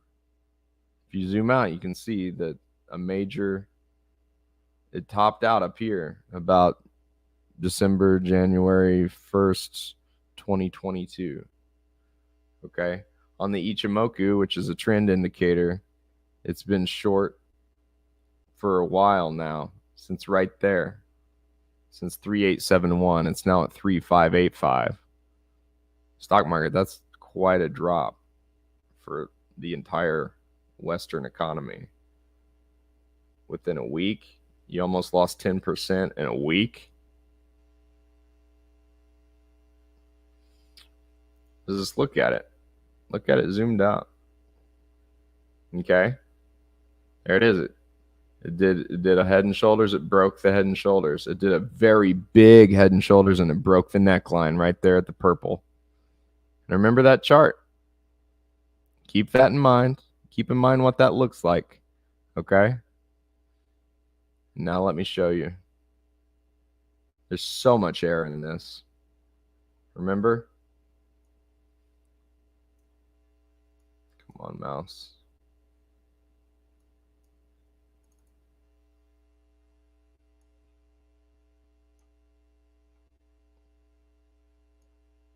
Well, buymeacoffee.com/Tyler McConnell. You can help me buy a faster computer, and this will never happen. But I'm doing the best I can with what I got on my working class income here. But keep in mind, that is a broken Head and Shoulders. We'll go forward, and you can see it on the bubble chart. This one right here. There it is right there. This was the crypto craziness. Crypto, Bitcoin's going to go to $1 million. It's a new paradigm. Oh, it's okay. It's going back up. It's going back up. It's going back. And we are right here, guys, on that chart. That's what it will look like. Keep that in mind. You can do a little more of your own research on that if that means anything to you. And let's keep watching the Duran. But yeah, Putin's got their number. Putin's got their number because they can't print money anymore. Normally, they would print money and make the stock market go back up. But now inflation is real. And people are very much noticing. And they just can't do that. So it's gonna come down. It's gonna collapse. I think that line right there is probably the most important line of his speech. Yes, because it points to the basic economic truth of the last 30 years, or 50 years if you like, and also to the underlying weakness of the Western system, because it is ultimately now based on money creation, artificial money creation. Central banks, finance ministries simply creating money out of thin air, money that is increasingly not backed by goods. And that's the problem. That's why we have a worldwide inflation problem, why that worldwide inflation problem is going to get worse, as we've discussed in several programs. And he's absolutely right. And of course, when he talks about that, he also signals to his greatest adversary that he knows what their weakness is, and that's going to make them even more angry. And that's a point to bear in mind, because they know that what he says about this is true. That will make them frightened, and frightened people become extremely angry, and anger makes them even more dangerous. So, this is a extraordinary speech in many respects. And just to, by the way, go back to all those points about the family and all those things that he was talking about.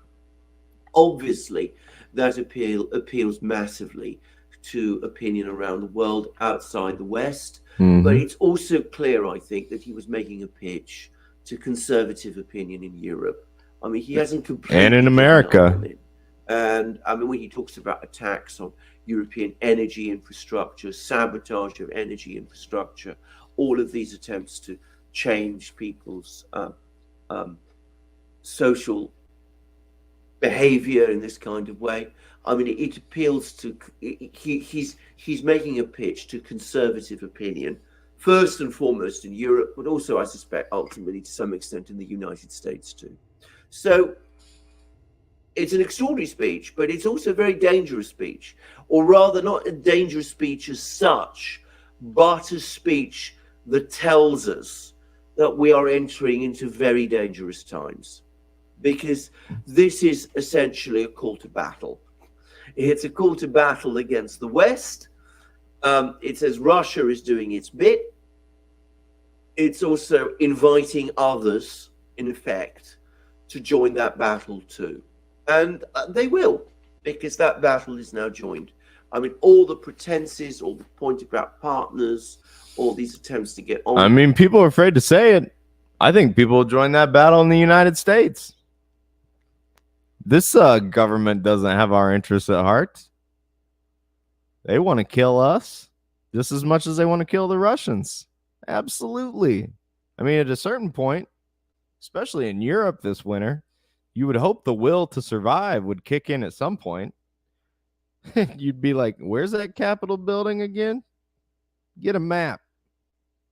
With people, all those meetings with Merkel, when we knew that deep down they both despised each other, but they went through the motions of appearing to get on with each other. All that's now history. It's now straightforward, open competition, conflict between two power blocks. Putin has taken this further than the other Eurasian states have, but there's no doubt at all that most of the Eurasians quietly agree with him. Yeah, he actually said in his speech that they're trying to contain Russia, but they're going to go after next China, Iran, and other countries. Damn straight they will. He specifically stated that today it's Russia, tomorrow it's other countries. So what is going on then in Ukraine from Putin's speech and many of the macro statements that he made in his speech? Let's get to the micro, I guess, and talk about the micro situation. Yeah. Well, okay. So I mean, no one's talking about the fighting in and around Bakhmut and these areas, and all the focus, especially from the collective West media. Yeah. Maybe rightly so, maybe wrongly so, is Krasny Lyman. I know, absolutely. All right. So the main thing I wanted to hear, they're talking about how dangerous this speech is. Like, what are the two main exports in the United States? What's the two main things we make here anymore?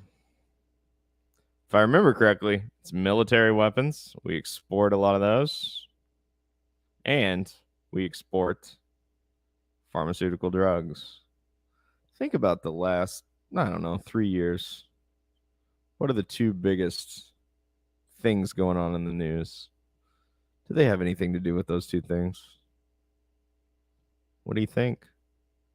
I'm just amazed that our politicians can just send unlimited billions of dollars. I think it's up to $2 billion a month to the Ukraine. They've already sent something upwards of $50 billion to the Ukraine. And what's the other one?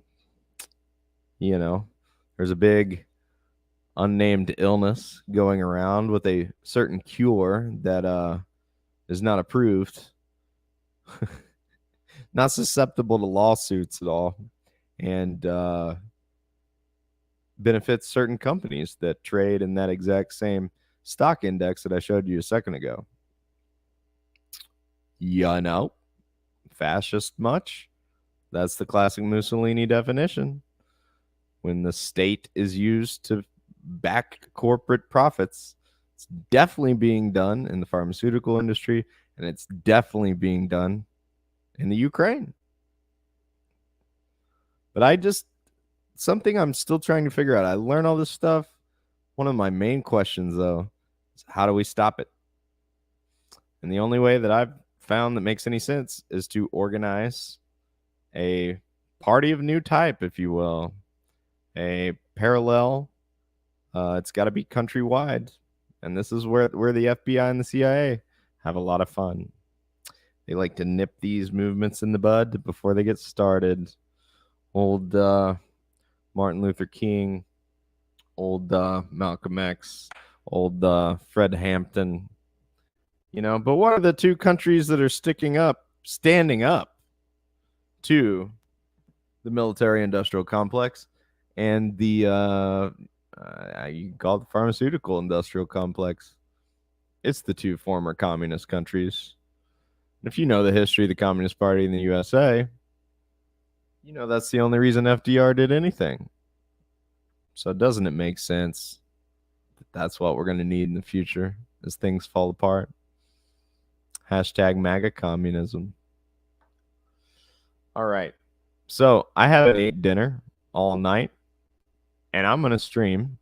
I'm going to stay on here. I don't care if anybody watches. In fact, I think I'm going to get my Post-it note out of my backpack And I'm gonna put it right over the number of people watching because I don't care. You can watch it if you want.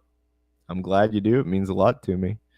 But I don't like looking at the number because it messes with how good I think I'm doing, and I don't think it matters.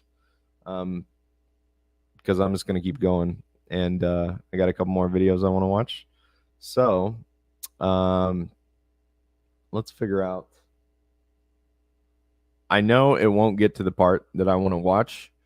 So I'm gonna start playing this, and then by the time it gets to the part that I want to watch with you, it will have played. So I'm gonna put a check on that one, and I'm gonna look up this video right here. Well, actually, let me give a brief intro to this video, okay? The reason I want to show this video is because the reason I didn't do YouTube long before, like Kyle Kalinske did, was I was scared, and I knew if I was really going to do this, that powerful people are not going to like what I have to say because I'm going to tell the truth. And they didn't like what Jesus said either. But I went to the CPI conference in Kansas, and thanks to Caleb Maupin and to the other people there, it gave me the courage to go ahead and get on here and tell my truth. And but I'm scared, man. I got to be honest. I'm being courageous. Courage doesn't mean the lack of fear. It just means you feel the fear and you do it anyway. The people we're up against are psychopaths, bloodthirsty, killing psychopaths. Hillary Clinton, Bill Clinton, Victoria Nuland, Project for a New American Century, Klaus Schwab, Jeffrey Epstein. These people sell your only child into slavery. In Epstein's case, a special kind, and not miss a wink of sleep as long as it makes the stock market go up. So you don't think if you try to organize a party of the working class to stand up to them that they're not going to murk some of you in your sleep? If you aren't entering into that with that consciousness up front, you were kidding yourself.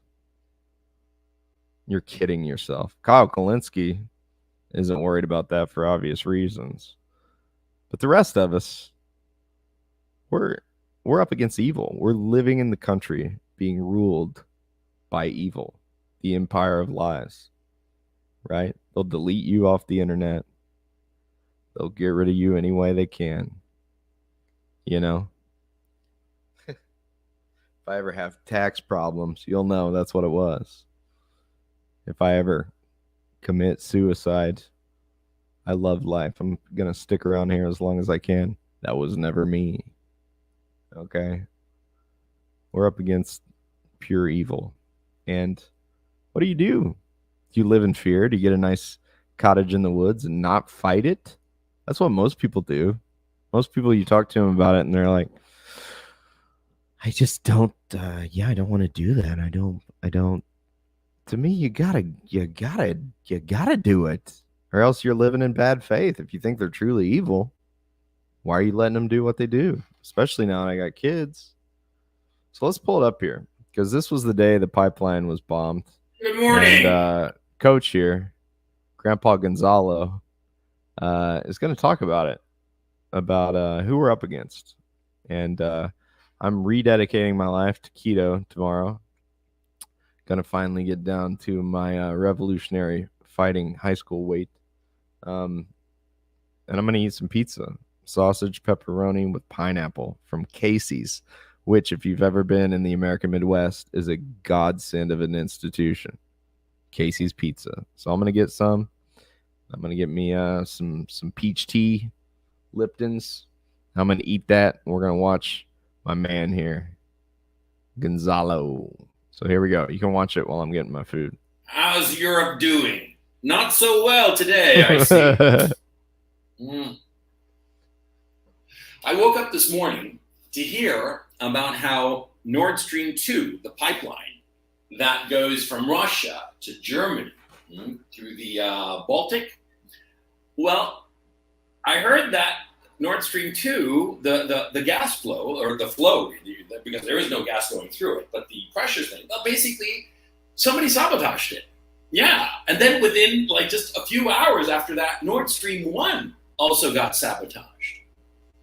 So this means that because of the sabotage, even if all of a sudden magically the Germans and the Russians got to be buddy-buddies, there is no way for Russia to send gas to Germany anymore. And that's off the table forever. Because the sabotage, as I understand it, and it was indisputably sabotage, and I'll get to that in just a moment. Well, the sabotage, the damage apparently is such that it's not going to be like a weekend job that they can fix it. Oh, no. Apparently it's going to be at least months, possibly years before this can get fixed. Because seawater entered the system. I mean, it caused a whole mess. And it wasn't the little fishies that nibbled through the pipeline and made a hole in them. No. It was sabotage, okay? There's never been something like this happen before in these pipelines, in any of these gas pipelines that are underwater. The only way to do this is to have an explosion underwater that punches a big old hole and wrecks the pipeline. And that's basically what appears to have happened in both of the pipelines within a 12 or 24-hour period.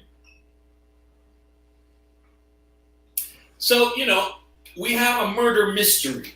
Somebody killed the gas pipelines, and we have a room full of suspects. And who are the suspects? Who are the players? Well, the players you got here, you got the Russians.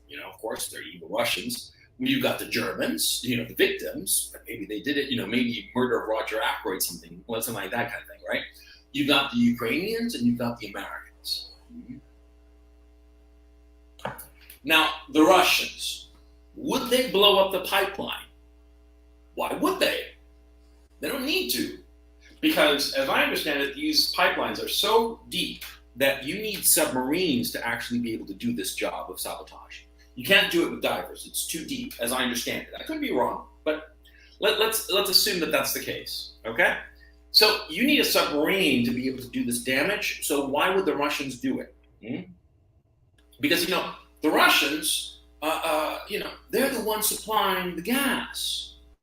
And back in Russia, they've got this tap, it's a little thing. I've seen pictures. Righty-tighty, lefty-loosey. And all they have to do is, righty-tighty, no more gas. They don't need to blow up anything. I mean, they certainly have the submarines to do it. They have the means to do it, but they don't have the motivation to do it. Now, would the Ukrainians do it? No, most definitely. They, in fact... That's the end-all, be-all argument to me. Why would you blow up something that you spent $10 billion to make? It offers you major energy leverage over Europe to get your sanctions cooled off and for Europe not to be the puppet of the United States and go to war with you. And the coup de grace, the number one, why would you blow up something you could turn off? Fact, are the ones who cut the flow of gas to Europe from Russia. Because remember, and don't let anybody fool you, when the special military operation started back in February and all throughout the conflict, the Russians, Gazprom, kept on sending gas, dispatching gas through the pipelines that went through Ukraine for Gazprom's customers in Poland and Germany and further afield in Europe. They were doing that. And don't let anybody tell you otherwise. They were. And it was the Ukrainians who unilaterally shut down those pipelines for reasons, to stick it to Putin or something like that. Now, would the Germans do it? Well, no, because the political leadership in Germany, they're all on board of not wanting Russian gas because stick it to Hitler, So the Germans wouldn't do this sabotage. I don't even know if they have the submarines to do it. Assume that they do. I have no idea if they have submarines or not, and let alone submarines that could do such a thing. But let's assume that they did. Why would they? Their political leadership is all in favor of cutting Russian natural gas. And so that leaves the Americans. The Americans, unlike the Ukrainians, for instance, the Ukraine and the Americans have submarines that could do such a thing. Ukraine doesn't, so they couldn't be the ones who did it. The Americans sabotaged this pipeline. I mean, we're all adults. True. Who's it going to be? France, the UK, France? India. India is going to send one of its submarines all the way from India, all the way to the Baltic Sea to sabotage this. Come on. It's New Zealand. The Americans who did it. They have the means and they have the motivation. Costa What would be the Rica. motivation?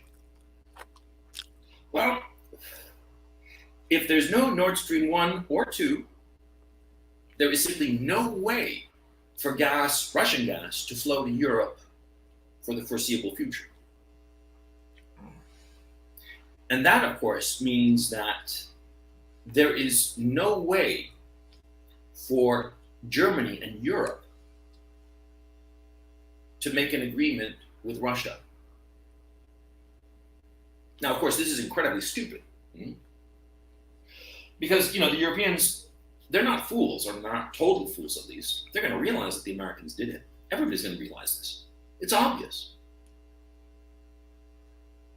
And so what you have is that the Americans, in order in some misguided way to disincentivize the Europeans from ever negotiating a ceasefire with the Russians, they blew up this lifeline to Europe. They blew up the possibility of any gas flowing from Russia to Europe.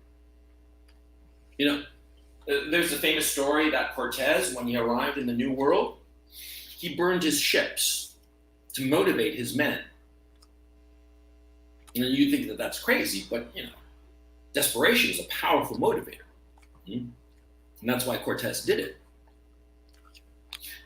I think that the Americans, in some idiotic and misguided sense, thought to themselves that if they blew up the pipeline, there would be no way for negotiations to happen between Europe and Russia. And they're going to... I'm just trying to piece together the analogy. Like, is that going to make the Europeans fight more for America, I guess, against Russia? But they're going to be freezing to death. Their factories aren't going to work. I guess they're going to move Mercedes-Benz to America, I guess. Yeah.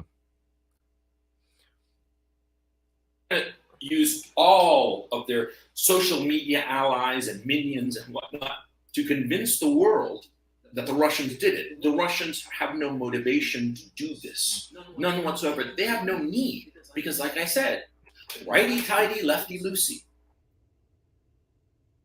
The Americans did it, and by doing this, they have killed the European economy. This isn't a declaration of war against Russia. This is the American declaration of war against Europe. They want Europe to suffer. Dun, dun, dun, dun. And I'd always thought to myself before this moment that the Americans were basically just thinking to themselves, we want the gas from Russia to Europe to stop because it'll help put pressure on the Russians. I never truly thought to myself that the Americans would be so cavalier and so evil, and I don't say that word lightly, that they would be so evil and cavalier as to try to deliberately kill the European economy. But there is no other way to look at this incident. The Americans did it because they have the means and motivation to do it. And the German economy is going to suffer. And that means the European economy. And what does that mean? It means that the people of Europe are for sure not going to have any gas during this coming winter. I heard someone say there's like 3 ways to figure out who killed somebody. It's means. Do they have the means? Do they have the murder? Do they have the motivation? And they said a third one, but I can't remember what the third one was. Means and motivation gets you pretty far. Who can blow up a, 6-inch thick pipeline hundreds of feet under the sea? Kosovo. Probably not. I don't think I could do it by myself. And the motivation he just explained to you. No gas means no fertilizer, means no electricity, means no heating.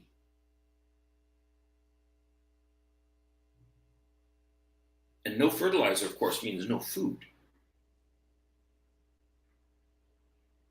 And this is the most evil thing that the United States has ever done.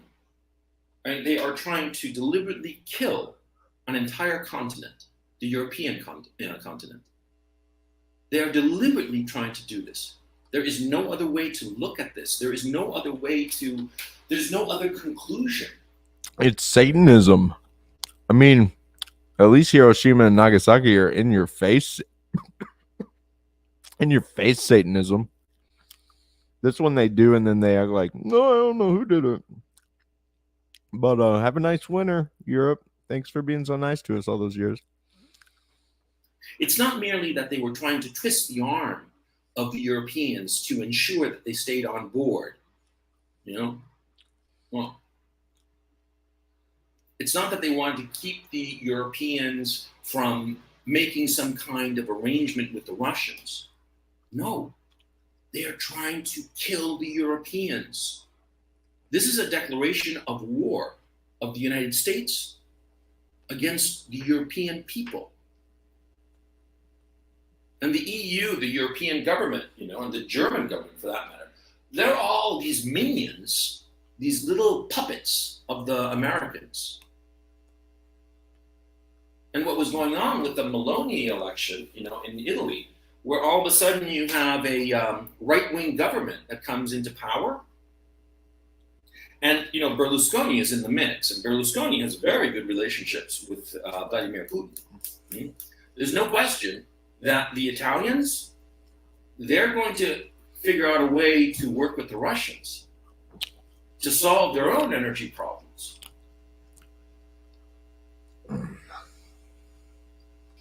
And that's what the Americans were afraid of, that the Germans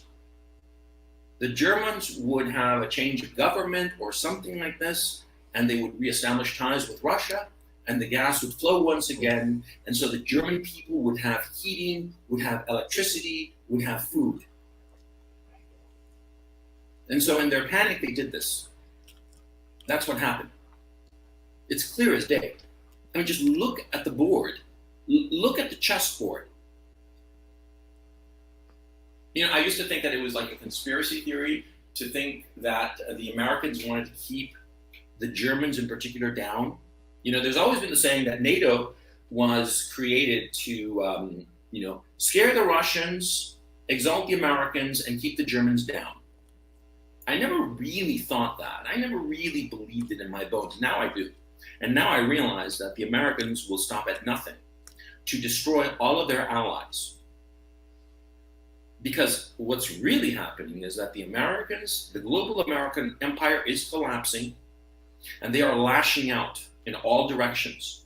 And they are even hurting their own allies. The allies that they have in their back pocket, I mean, the Germans and the Europeans, man, they are doing everything that the Americans wanted, but that wasn't good enough.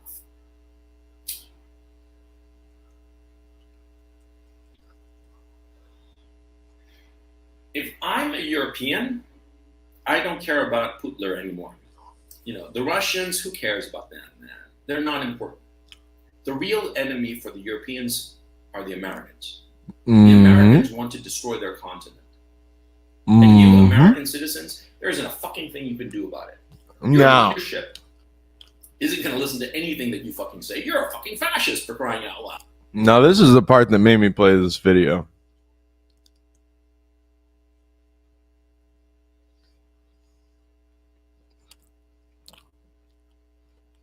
I got some buddies, and we're going to try. What are they going to do? Kill us? Probably. But let's make them do it. Let's not go down without a fight, Gonzalo. And I think that's where you're wrong, Gonzalo. When Americans start feeling a little bit of pain, I think that revolutionary energy will, and I'm talking about real pain. I'm talking about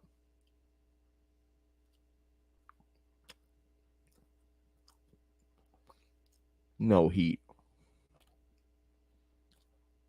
I'm talking about no more Casey's Pizza. It won't take much, brother.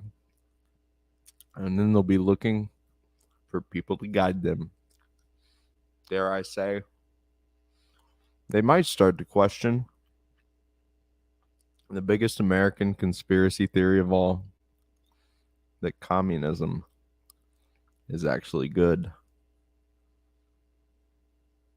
So they're not going to listen to you. The American government, the American leadership class, has been hijacked by truly evil people who care nothing for the suffering of the German people or the Europeans generally. In fact, they want them to suffer. Because they realize that since the global American empire is collapsing, they want to pull down all of their allies along with them. That is the only way to interpret this sabotage. It was an American declaration of war against the Europeans. Understand what's going on. There you go. Will respect. Understand what's going on. Now, I like that from Gonzalo because it sets up who we're dealing with. We're dealing with people who we're going to fight is, I'm sure there's always been people that evil, but they definitely exist today. And they're going to stop at nothing to try to stop us. So I had two other ideas to share with you tonight, and then one exciting surprise that'll be experimental.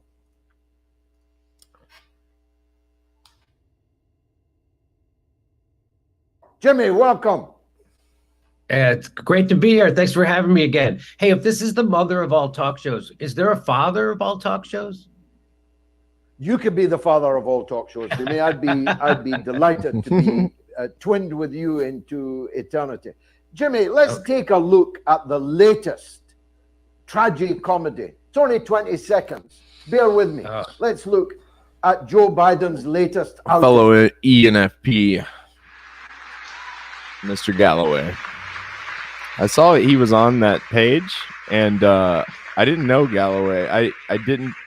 He didn't have his hat on, and I was like, who is this person? Mr. President, thank you. At the end of such a momentous event, the word thank you seems kind of inadequate. But for all the millions whose lives will be saved, for the communities where life will be transformed, thank you. So thank you, President Biden. You know what? So we'll come back to that. I want to show you this real quick. This is my personality type on the Myers-Briggs. Some people think this stuff is cringe. If you do, that's fine. But I've gotten a lot out of it because it's a bunch of my favorite people. We're the kind that you got to kill us because we live by our value system. And we will not change. That's why that whole quote, absolute power corrupts absolutely. It doesn't for people like us. You have to put a bullet in our heads or lock us in a glass box or change all the rules so that we don't stand a chance. Where is my man? Here's a bunch of the good ones. Shoot, coward. You'll only kill a man. The Green Book. Hey, Jenny. Excited to have you here. I got Bismuth and Jenny in here. Awesome. Very cool. Let's see.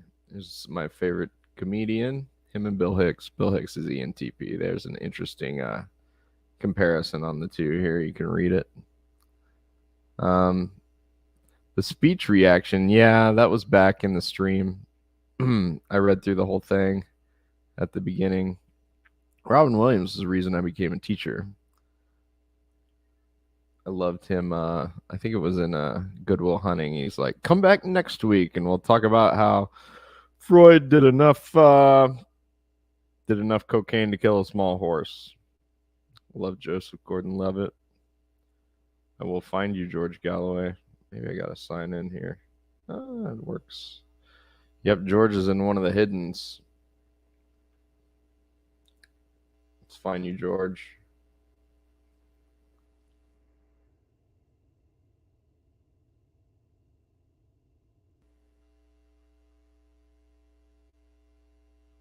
Missing it? There he is. See? I don't even look like him. You don't notice him without the hat. I'm proud to be in this group of people. We got Julian Assange, Mark Twain, George Galloway. Some Galloway quotes.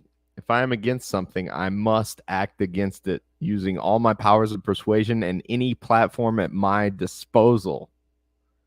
That is me. I am one of those people. I've spent my life on the side of the underdog, whether it's a football game or a political struggle. This can be wrong. The underdog is not always right, but I cannot help it. Amen. Galloway, I believe we can build a world without war or exploitation. You may say I'm a dreamer, but I'm not the only one. Galloway, my support for the Palestine cause didn't arise from a cautious and considered analysis of every relevant fact. I saw a righteous cause and espoused it, and my initial instinct was right. That is the key of the ENFP, is extroverted intuition. Garland Nixon is also just a textbook ENFP. He was talking about the other day how much it bothered him that people were not taking intuition into account when trying to figure out who blew up that pipeline. And that was, I'm exactly like that. I'm like, just put 2 and 2 together, people. Are we really not going to I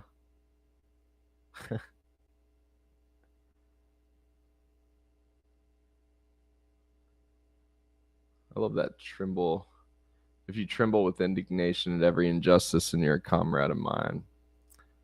Love that. Every time we witness an act that we feel to be unjust and do not act, we become a party to injustice. And that's why I do this, because my friend here, I call him a friend, is in a glass cage. And he was put here by these exact same people that blew up that pipeline.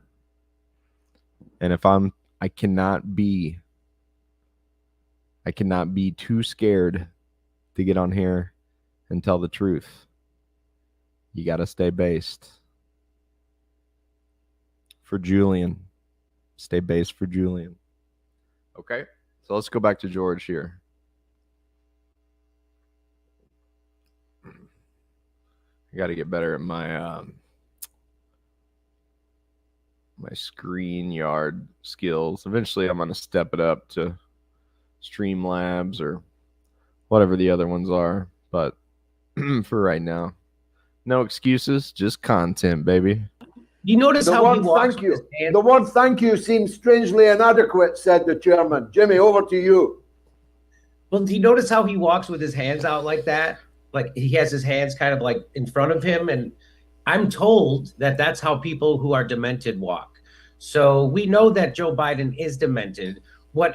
This isn't something that happened once. This isn't something that happens twice. This isn't something that happened 3, 4, or 5 times. This is something that happens every time he finishes a speech. He doesn't know where he is. He doesn't know where to go. And he's walking with his hands out like that. And that's, he's like a child. If Joe Biden was a regular American, you'd take his keys to his car away. because he wouldn't know how to. They would have to do a silver alert. They have these things in America called silver alerts, where your cell phone has an alarm on it, and it means that an elderly person has gotten lost and wandered away from their home. And that's what Joe Biden would be getting if he didn't have handlers.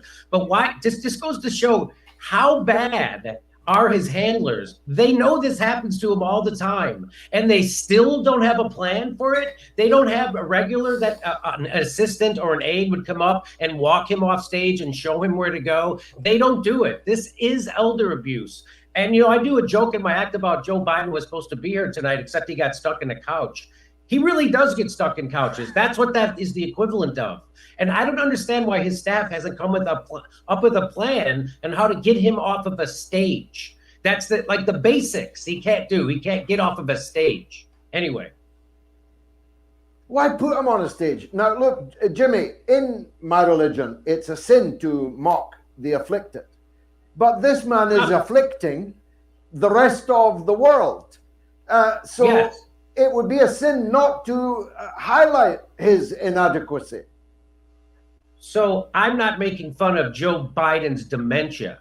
I'm making fun of the lie they're telling us about Joe Biden's mental state.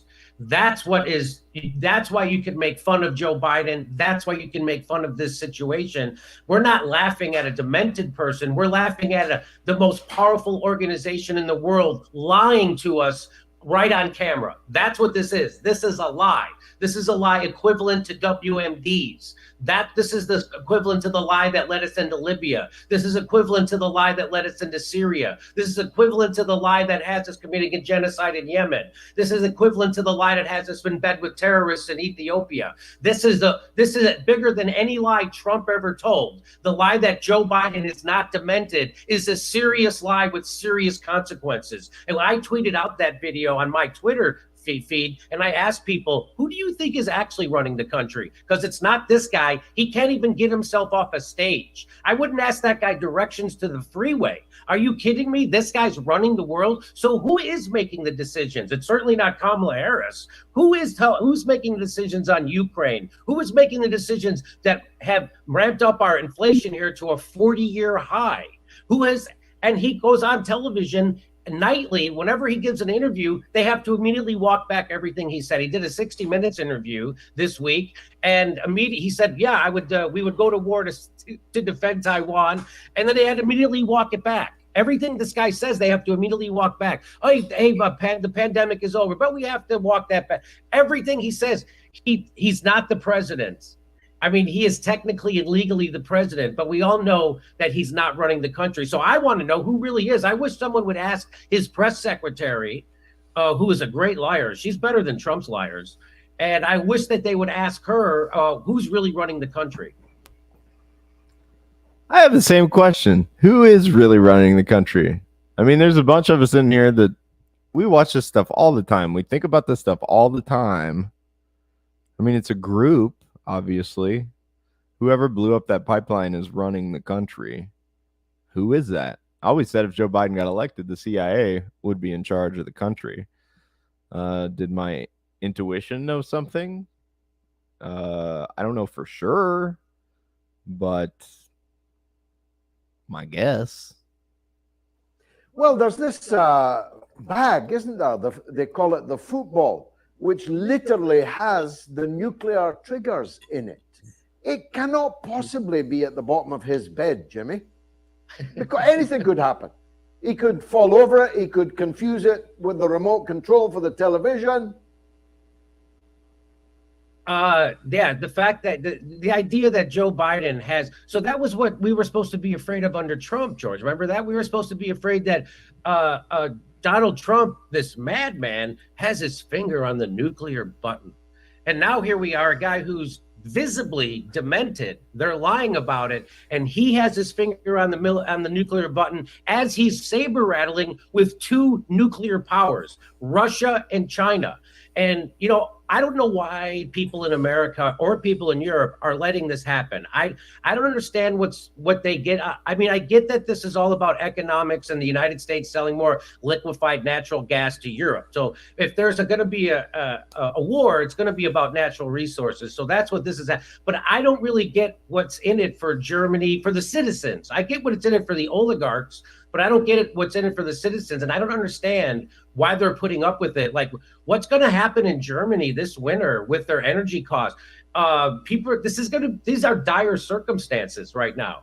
And so I don't understand why so they say that now that Trump is gone, Joe Biden is the adult in the room. It's more like the adult diaper in the room is Joe Biden. He's not the adult in the room. He's the guy you need to take care of in the room. He's not the guy to lead the free world. So we used to hear, speaking of Trump, all the time, the demand that the cabinet triggers Article 25 of the U.S. Constitution and find that Donald Trump is not fit to carry out his duties, a kind of palace coup using the 25th Amendment. Now, if that was the talk of the town, the talk of the liberal town at least, the talk of New York town, city, why isn't it now? Why doesn't anyone raise now that, look, we'd be doing Joe Biden a favor? We'd be being compassionate to trigger Article 25 now.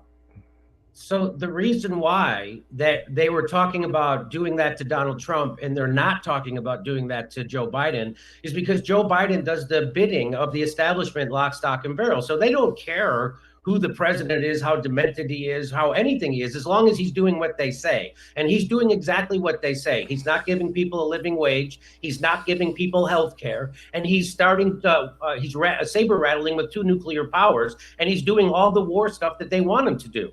And so they don't want to get rid of Joe Biden. He's the perfect guy to them to have in that office. And the reason why they don't want Trump in that office is because he puts a bad face on the establishment and imperialism. And so, the reason why they hate Donald Trump isn't because he's a liar. It's because every once in a while he accidentally tells the truth that you're not supposed to tell. Like, for instance, when they said, hey, why are you staying in Syria? He says, we're staying for the oil. No, you can't say that. No, we're staying for the oil. You have to say it's about democracy. You have to say it's about liberty. We're helping the people. No, we're staying for the oil. That's why we're staying. So that's why they can't have him. Because, and as much as Trump wants credit for spearheading Warp Speed, which gave us the mRNA vaccine for COVID in America, they won't give him credit. They still paint Donald Trump as an anti-vaxxer. And why won't they give him credit for the vax that he wants? Because he's a bad face. He's bad for the brand. They can sell more vaccines with demented Joe than they can with lying Donald Trump. And that's all this is. So that's why I tried to explain this to people on my show. Why do they hate Donald Trump so much? He's not legislating any different than the rest of them. He didn't give us jobs. He didn't give us health care. He didn't end the wars and invest that money back here, but he did give a tax cut to millionaires and billionaires, just like all the other garbage, just like Barack Obama, just like George Bush before him, just like Bill Clinton before him. They crushed the working class and they filled the pockets of the elite. That's what they did during COVID. And so that's why Joe Biden is not being asked to leave office and Donald Trump was, because Donald Trump is at a bad face for the brand of imperialism and American establishment. And that's what because every time Jimmy. When and I predicted that would happen. Once Donald Trump became president, people would then become aware of the horrible stuff Barack Obama and George Bush and Bill Clinton before him were all doing. And they're all doing in bipartisan unity. So when Donald Trump banned Muslims at the airport, Muslim immigrants, people then found out, why are there Muslim immigrants at the airport? Oh, because Barack Obama bombed them for 8 straight years. And the establishment doesn't want you to understand that. Just like when we found out Donald Trump was putting immigrant kids in cages, and then we found out Barack Obama and Joe Biden built those cages, and they can't have you putting together those pieces. And so then you find out Donald Trump is gassing immigrants at the border. You find out that also Barack Obama gassed immigrants at the border. And I guess they should be honored. They were gassed by the lesser of 2 evils. So that's the real thing going on here. clear. The president is not the president. The president is only the president as long as he does the bidding of the oligarchy and the establishment. And that is not hyperbole.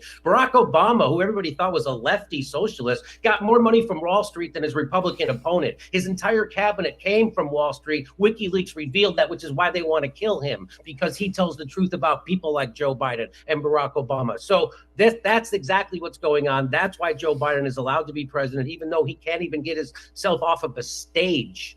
That's what's really going on. And people don't know that, and people don't want to know that. Is there another issue, Jimmy? I used to work for the satirical magazine Private Eye in London, and when Richard Nixon had Spyro Agnew as his vice president, they had a picture of the two of them on their front page. And in the speech bubble, Nixon's pointing at Agnew and he says, "No one's going to shoot me with this guy next in line." Is there something in the Kamala Harris issue that they can't get rid of Joe Biden because that makes Kamala Harris the president? Peter, he's going to talk about that. That's why I'm playing this video. You know what? That's a great point. That's exactly right. People don't. What a better insurance policy for Joe Biden to remain president than to pick Kamala Harris as his vice president. Boy, oh boy, she sounds like Joe Biden, and she's of sound mind. That's what's bad. That's what's bad about Kamala Harris. I don't get what people see in Kamala Harris. She's being, every time she talks, she embarrasses herself. And you know, she's supposed to be in charge of the border crisis in the United States. And they keep asking her, "Hey, have you been to the border yet?" She hasn't even been to the border yet. So they're clowns, right? So what people don't know about Kamala Harris is that she was actually the first choice of the oligarchy to be president. She was the first one who went to Martha's Vineyard and they canonized her. They anointed her. She's going to be, they gave her all the money and they thought that they had a female Barack Obama. They thought they had an attractive African-American who spoke eloquently and could get people to go to sleep while the oligarchy and the establishment crushed them economically, which is what Barack Obama did. Barack Obama was a sweet talker and he made people feel good when he spoke while he was screwing them. Barack Obama admitted that he is not a socialist, but that his policies should be considered moderate Republican, which means he's a right-winger, which he was. And so what people don't know is, so when Kamala Harris got anointed by Wall Street and the oligarchy, she then couldn't garner a vote. She went out in the primary and she didn't get one delegate. Nobody would vote for her, even though the establishment had already tapped her. She got all kinds of press. It was all positive. And so what did the oligarchy do then? They went to their next most reliable dupe, the oligarchies, and that is Joe Biden. Joe Biden's been doing the bidding of Wall Street and the military-industrial complex like nobody's business for 40 years in Congress. That's why they went to Joe Biden next, because they knew he was reliable. They went from Kamala Harris, they went to Joe Biden. And that's why we have the two people we have as president and vice president, not because they're actually leaders, but because they are the biggest dupes and the most corruptible pieces of garbage in politics. That's how they became president and vice president, not because they're leaders, but because they're 100% corrupt. Jimmy, are you thinking about a run as a third-party candidate? Here it Everyone is. watching this tonight will be hoping your answer to that is yes. Here it is. So the idea, I wish someone with my message would run for president, right? Because the message that I'm carrying on my show is that the thing that scares the hell out of the establishment the most is to see people on the left and the right realizing we have a common enemy, the establishment that has been crushing us both. You know, we went through 2 years of a controlled demolition of our economy during COVID, and the handful of billionaires and millionaires, they all got richer while we all got poorer, and they want me to blame my neighbor for the pain that we're all feeling economically because they wouldn't take a vaccine that didn't work the way they said it did. And I'm not going to blame my neighbor for that. I'm going to love my neighbor. And so what we're realizing is that we actually have a lot of things in common, left and right. Like we're against the wars and we want to invest that money back here. We're for a living wage. We're for healthcare in America. So we're for education that doesn't bankrupt us. So we've got a lot of stuff in common.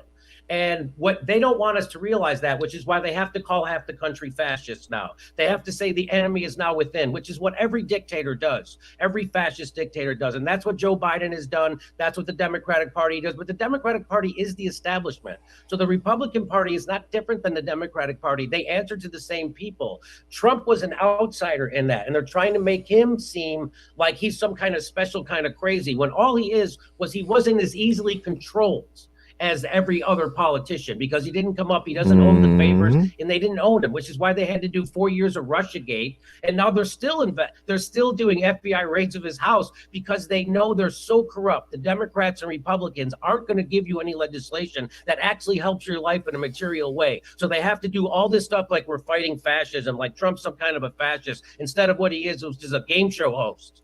And so that's what what this is all about. And they can't let Trump talk about that in a second. Corrupt, he would beat them again, which is why they have the FBI going through his closet.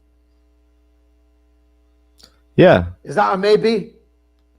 It better be, Jimmy. So you're gonna make me say the P word, and Jimmy. the idea would be to get 10% of the vote. Here you go. Listen. And if we could get 10% of when people called on polls and stuff like that, that gives you power. And so now we can become the kingmaker. Now the Democrats can't get elected without us. The Republicans can't get elected without us. So now we have a little bit of power, a little bit more negotiating room to demand some things for people in the United States. That's always been the idea. And that's always been the idea that scared the hell out of them. Ralph Nader wanted to do the same thing in 2000. And you've seen what they've done to Ralph Nader. He is persona non grata in this entire country. One of the greatest people who ever came out of this country. And so look what and that's why Bernie never ran third party, because he knew they would do that to him. And if I ran third party and it actually was successful and I actually started to get 10% in the polls, I will guarantee you they would find kitty porn on my computer, because that's the kind of stuff those people do. We're talking about people who kill people for a living.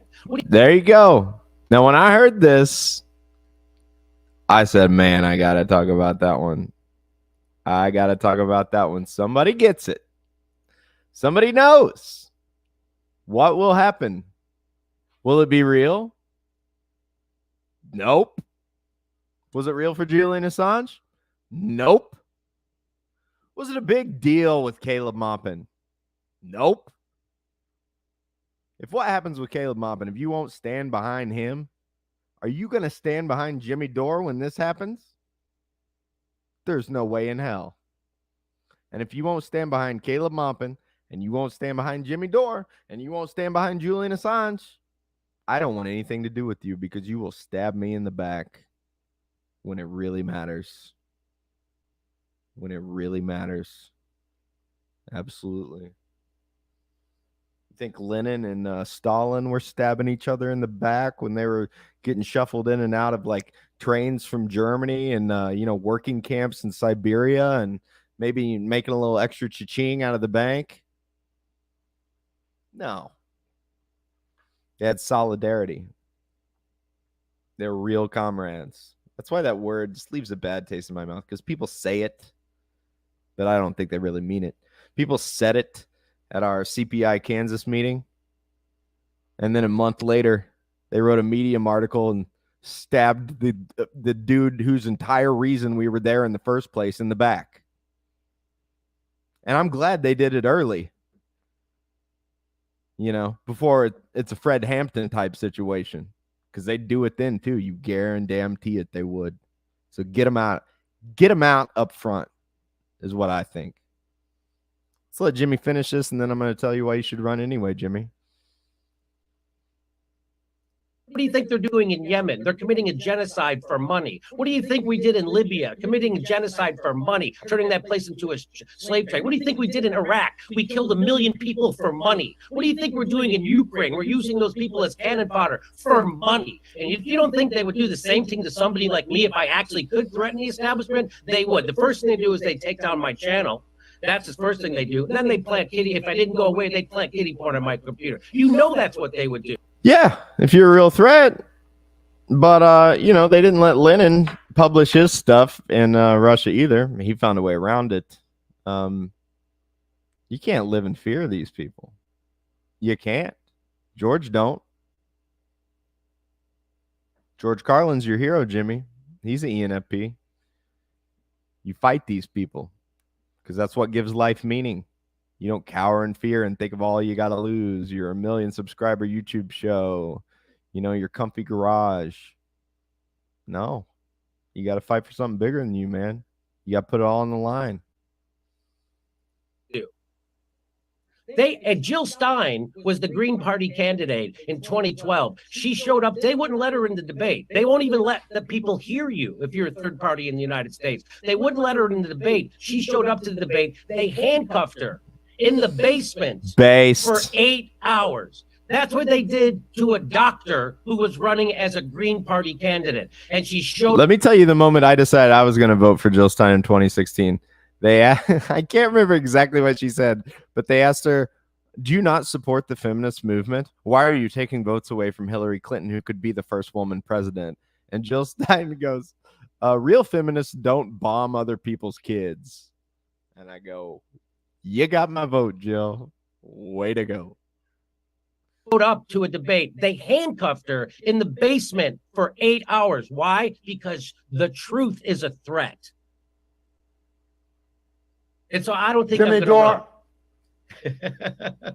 Jimmy Dore, there's many people watching this who'll be hoping that you change your mind on that. Jimmy Dore of the Jimmy Dore Show, a legend of show business and now of politics. Thanks for joining us on the mother of all talk shows. All right. So let me see if I can find this. I don't know exactly how clips work, but I'm going to see if it'll take me to this was my first watchful video. That's another reason. There we go. It works. Okay, I just got to put it 37 minutes. I just got to put it in this tab. Okay. That's another reason you should run for office, Jimmy Dore. If you don't run for office on the People's Party, There's a lot of I love you to death. When I saw you perform in St. Louis a couple years ago, so there's a lot of good content in these based in the woods. I think my first one was the best. But yeah, dude. Of course, Bismuth. Of course it's ride or die. You know it is, baby. So here you go. Here's my response to Jimmy in my stream of conscious at 37 minutes of walking around a lake talking to myself. This is what I got out of it. And it's in 4K. I don't know why I did that exactly, but this only works up to, we'll see what it looks like. another reason you should run for office, Jimmy Dore. That's too laggy. Let's make it, I'll just put it on auto. I don't care. This is my response to Jimmy. But that's another reason you should run for office, Jimmy Dore. If you don't run for office on the People's Party, I love you to death. When I saw you perform in St. Louis a couple years ago, I took a picture with me and my wife. Let me let it load for a second. Even Maybe that'll help. Oh, it's just because it's still in. What was it at? Let's try this. I'm going to get it. Bear with me, y'all. Yeah, I know Bismuth. Bismuth is my resident tech dude. He's like, come on, brother, get it together. Get it together. What are you doing? Let's make it 480. Oh, we'll see if this works. But that's another reason you should run for office, Jimmy Dore. If you don't run for office on the People's Party, I love you to death. When I saw you perform in St. Louis a couple years ago, I took a picture with me and my wife. You and Steph were so kind. I tried to be a great audience member, do a lot of, yeah, Jimmy, tell him! I think you enjoyed that. But man, if you don't run for office on the People's Party, Jimmy, you are no better than Bernie Sanders. This is your moment, Jimmy Dore. This is more important than your life. This is more important than your money. This is more important than your life. It's more important than your money, Jimmy. This is more important than your security. This is more important than, counting your paper in old age. What would Bill Hicks do? Bill Hicks would die at 34. But he'd tell the truth on the way out. You believe that? George Carlin died pretty early too, early 60s, but he told the truth on the way out, didn't he? And if either one of those guys had the political opportunity you have right now to run for office and change the country, you're not going to win, you know that. But damn if you won't make a stink, baby, just in the way we need. We need you. My Trump uncle, I told him you might win. Run. His profile picture is literally him on a boat, which I love. He said if Jimmy runs, he's got my vote. And all the post-Bernie people that really matter, you'll have our vote. I called over 1,000 people for Bernie Sanders. I gave him over $5,000. I actually went to knock on doors in Houston, Missouri, using his little app, which was insane. I thought for sure I'd get blown apart by a shotgun, but I did it. And then what did Bernie do? He sold me out and told me to vote for Joe Biden. Just like before, he sold me out and told me to vote for Hillary Clinton. He will. And all the liberals are like, well, what? You want to support Do it, fascism? Jimmy. No. I want someone to be honest, and if I'm going to give them my hard-earned money and time and spiritual energy to go down fighting, you know, it's not like Jesus is on the cross and he's like, God's like, hey, Jesus, do you want to come down from the cross? And he's like, well, you know, it's Satan's world. You know, Satan's going to win anyway. I might as well just come down off the cross and tell people to vote for Beelzebub instead of Lucifer, the lesser of two evils. You know, what good can I do? They're just going to kill me. What good can I do? Well, give it 400 years, Jesus. And the empire might adopt your ideas in their own flawed way. Keep from being overtaken by the Roman proletariat that is willing to die themselves for your ideas. That might happen. There's another beautiful place, isn't it? I usually sit on this bench here. This is my other setting spot. I sit here. Sit here. Usually count to 11 again. I'll fast forward a little bit. There's a Chapo Trap House lead in I want to do for my final video I'm going to show you guys tonight. 3, I think 4, I was somewhere. 5, 6, 7, 8. Oh, man. I'm lucky, dude. 9. Yeah, my uncle, who lives in literally 10. the middle of nowhere, Missouri, is a huge Jimmy Dore fan. Huge 11. Jimmy Dore fan, Peter. All right, here we go. I guess I'm the only person crazy enough to walk out here. I try to go for a hike. I think sorry, it's like business. 85 degrees. It's not bad. It's not 100, not 105 like it was about a month ago. But it is nice, guys. Yeah, you know that's what I gotta get better at? My It's base in the woods self-promotion. streams are. Every time I watch a video, I always tell myself I will never. If I ever make videos, I'm never gonna say, "Be sure to like, subscribe, ring that bell." I get why people do it. If you do it, I love you. I'm not talking. No judgment. It's just hard for me to say it because, I mean, maybe the first person I ever heard say it, I was like, oh, okay. But like the 10,000th person, I mean, like we all know this. I know how YouTube works at this point. I've watched thousands of hours of it. I get it. And the people I really like, I dig to find out how to support them. Like Patrick Lancaster, you know, reporting the truth in Eastern Ukraine. I'm like, how are they supporting this guy? Man, how is he getting money? Like, this is the Empire, the Death Star.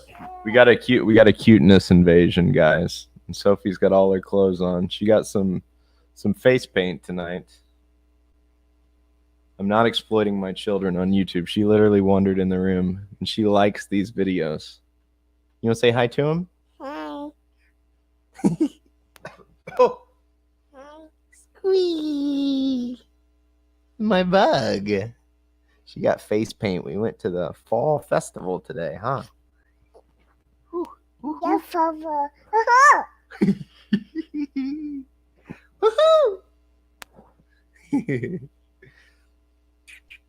All right, Will you let me finish my stream?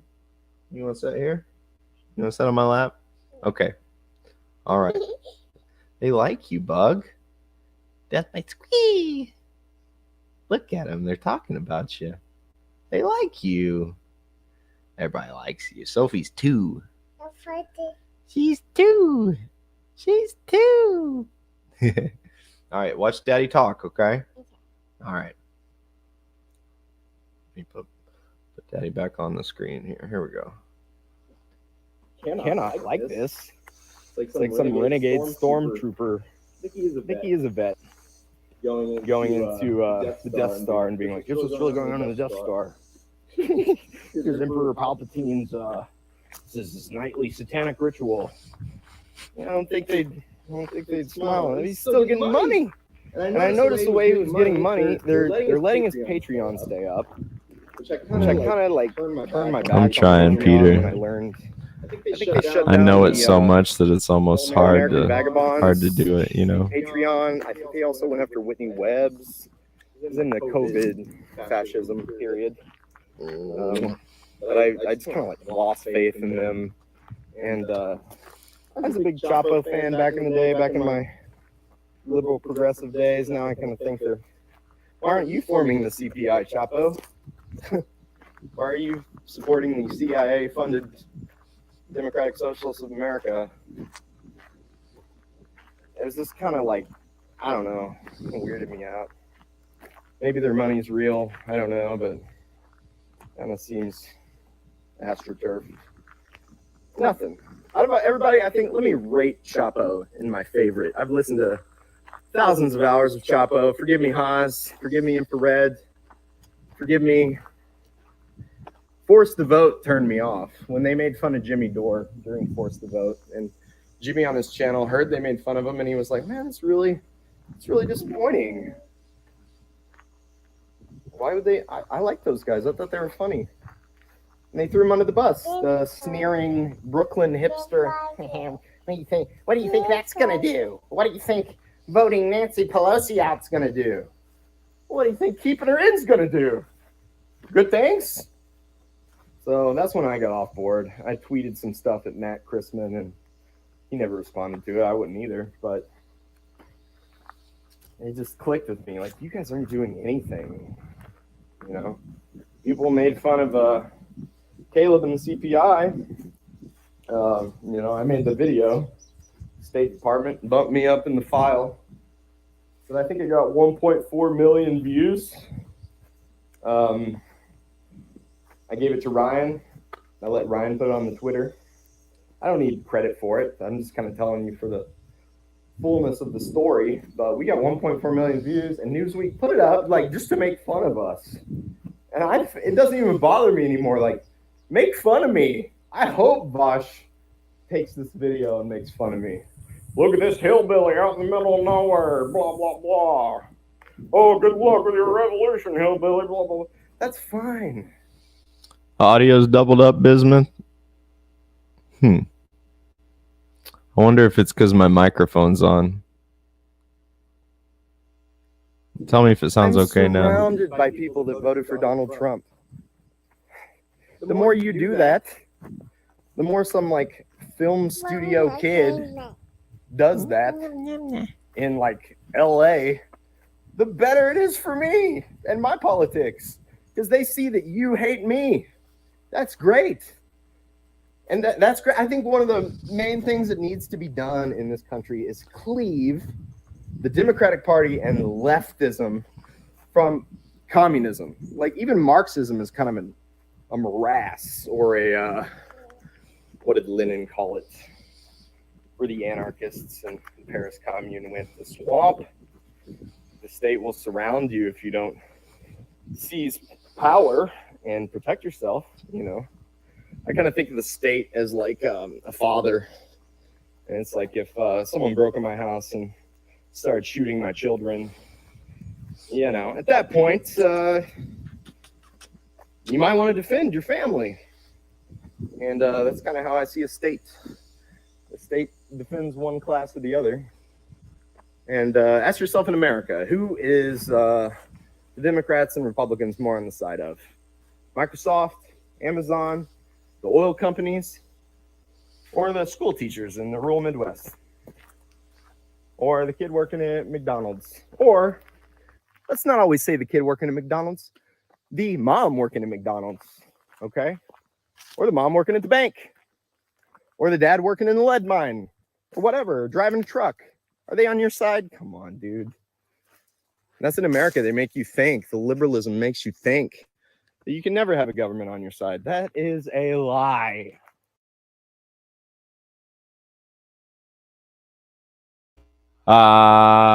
That'll work.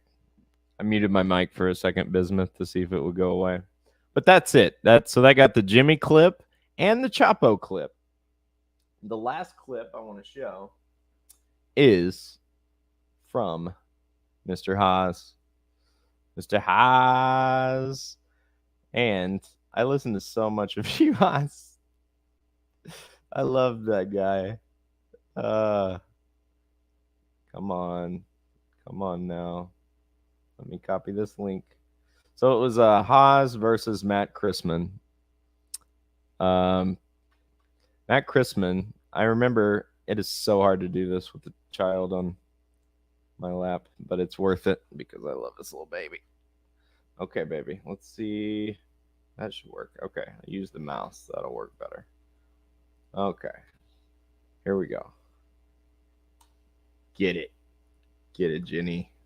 That's it. News as of late, such as teaching kids about fisting. So this was on the American schools going insane. As a high school English teacher, I especially like this video. But the part we need to see is 4:15:30. So we'll go to like 4:15. I should have the comment here. Yeah, Matt Chrisman takedown begins 3:51:10. We need to go to 4:15:30. A couple things about Chapo I wanted to say before I do this. I remember once in Chapo, I would never remember where it was because I just listened through all the episodes. But once they make fun of being CIA, and I haven't read the article where they talk about it, but Matt actually says you'd be stupid not to think we are CIA. Like, how did we go from nothing to like the #1 Patreon just by doing what we're doing? And I was like, is this a limited hangout? Like, because Chrisman would really make fun of the idea that like you could have a Maoist like a rural working class revolution in America. And I can't remember who it was that first said it. It might have been Caleb, but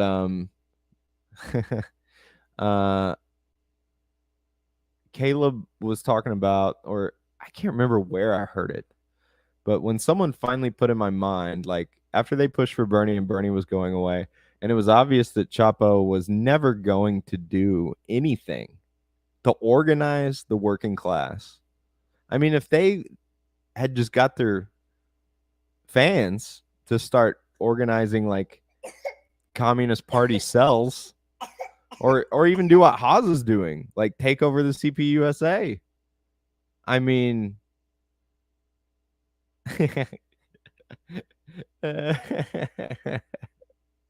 amen. But yeah, they could have done it, and they weren't doing it, and it forced the vote when they started making fun of how stupid Jimmy Dore was. And Jimmy very sweetly on his show was like, I liked you guys. Why are you? And the writing was on the wall for me. The days were numbered at that point. I was like, ooh. Which Haas and Jackson's just figured out how to game the system perfectly. My hat's off to you, Jackson, for it. You're doing a great job, young man. Haas, why would he be deleted off of platforms? You know, why would his subscriber base not be artificially pumped up way bigger than it is? He's got the right strategy. And he knows his philosophy. And that's where Sophie got her name from. Daddy loves philosophy. He loves Sophie. Love my wisdom. Lover of wisdom. That's Dad. Okay, so let's watch this real quick. How MAGA communism destroys libs. That's the name of my note. That your engagement in that contest is somehow moving the needle somewhere. Well, judging by your reaction, it very clearly is, because it's disturbing you. It's provoking. Hey, look at that. Great minds think alike. Hers was I almost went with Sophia. Sometimes I go back and forth, but she's little Sophie. She's little Sophie. All right, here we go. 4:15. We'll go back a little bit. Hear the lead in. Because I think he voted for Biden, and yet I've never voted in my life. I'm not even registered. Do you guys know I'm not registered to vote? How many of you knew that I'm not even registered to vote? Did you know that? I'm 26. I am not registered to vote. I couldn't even vote if I wanted to. I would have to register first, and I'm not registered. I get shit in the mail all the time asking me to register to vote, and I wipe my fucking ass with it. I'm not even fucking registered to vote. Don't listen to Haas, Soph. Earmuffs. Thank you, Chris. Appreciate They are all for a minimalist policy tailing the Dems, but when it comes to pubs, it's verboten. It just shows them gatekeeping the basic dichotomy. Questions of political identity online and fantasizing that your engagement in that contest is somehow moving the needle somewhere. Well, judging by your reaction, it very clearly is, because it's disturbing you, it's provoking you. But it is moving the needle in terms of the ideological info war. Does it immediately move? Is it immediately overthrowing fucking capitalism? No, but there are many orders. It's like you're many steps away from what we're doing. Here, let's overthrow capitalism. This is all it takes. We are giving new meaning to the word communism, which is the word most leftists are very reluctant to use. By being the most bold users of the word communism and associating that with MAGA, we're basically destroying the foundation of your ideological consciousness while redeeming the meaning of communism in the American context to be more aligned with what it means in countries like Russia and China. That's just so genius and so succinct. It nails it. It nails it. Like you put it up here. Well, most leftists are too much of weaklings, cowards, to call themselves a communist. That's the whole thing you got to go through growing up before you realize, oh, that's the only thing that actually works. You go like, well, you could never be that, so I'll be a democratic socialist like Matt Christman. And then you realize he's just spineless and not doing anything. And you can also do major outreach to MAGA, where I live, for decades. There wasn't even a Democratic Party office in Salem, Missouri for decades. Back when they were more working class supporters back in the 70s, this place voted that way all the time. But look at this.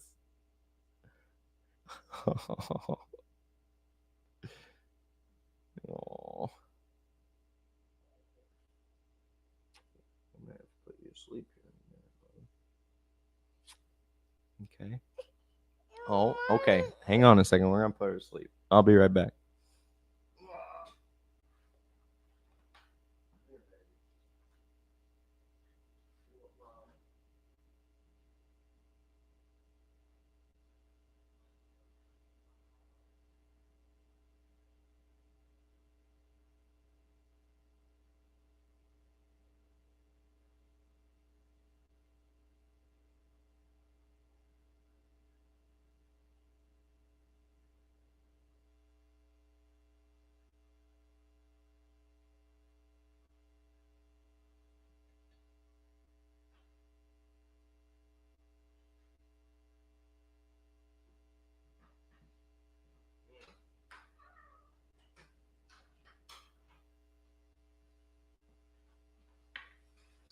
Little precious.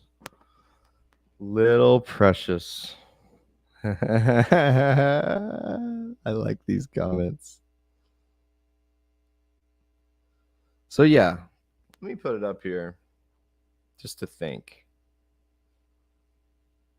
Calling yourself MAGA, okay? And I've realized the genius of this. Like one of my hillbilly libertarian friends, he's like, you commies should totally organize MAGA. I'd fully support Trump. And you can win them over that way. And some of my more like liberal leaning friends are like, I can't. I go, but buddy, he's like, I just think electoralism doesn't matter. I'm not going to vote at all. And I was like, well, if you don't think it matters, then why not support Trump and win over Trump's supporters? Because the liberals aren't going to be, they're going after January 6th people. So yeah, you can endear yourself to MAGA, which is my entire family, probably 80-90% of my friends. And for Brian Becker to act like they're all irredeemable fascists that are going to kill me at a moment's notice is hilarious because they raised me, fed me, clothed me, played catch with me in the backyard. So that's unbelievably goofy. And I was raised by them, so I know what they say will happen if the government comes after their shit. They've said it forever. Okay? Everybody around here has a you-know-what and knows how to use it and probably takes it into Walmart. Okay? So what are you doing this for? These are your people. And I just got a copy of the Little Red Book. I'm going to turn it into an audiobook. But I will tell you, just reading through that is so anti-liberalism because Mao constantly says, like on every single page, like, go to the people, engage with the people, love the people. Squirt, squirt. Engage with the people, love the people, be supported by the people. Don't get above the people. It's like all about being in the people. And it's the exact opposite of liberalism. The exact opposite, which is you're smarter than the people. The people can't be trusted. We can't trust the people. And Haas nailed it in that Rise of MAGA Communism article. He nailed it. He nailed it. That in the liberals' mind, everyone's going to turn fascist anyway. We're just trying to stave off the inevitable.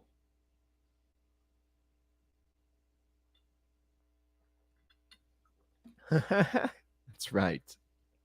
That's right, Jenny. They're all in New York and LA.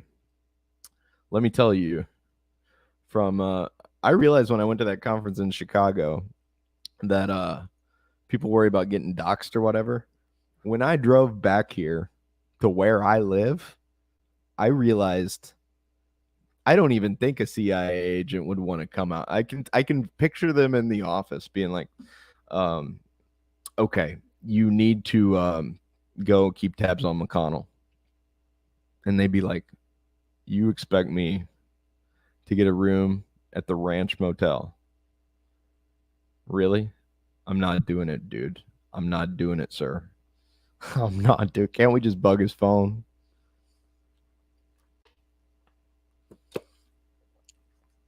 And I'm surrounded by people, by MAGA. The courthouse is 500 feet that way.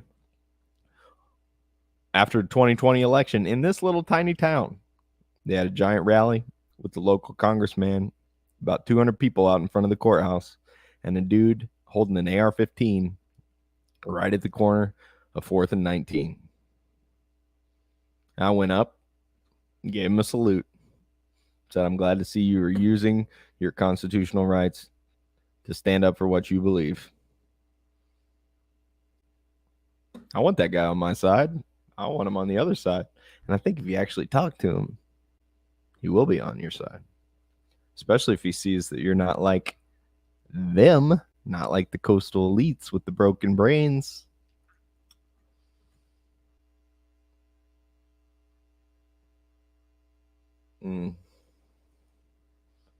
Terrified of being canceled.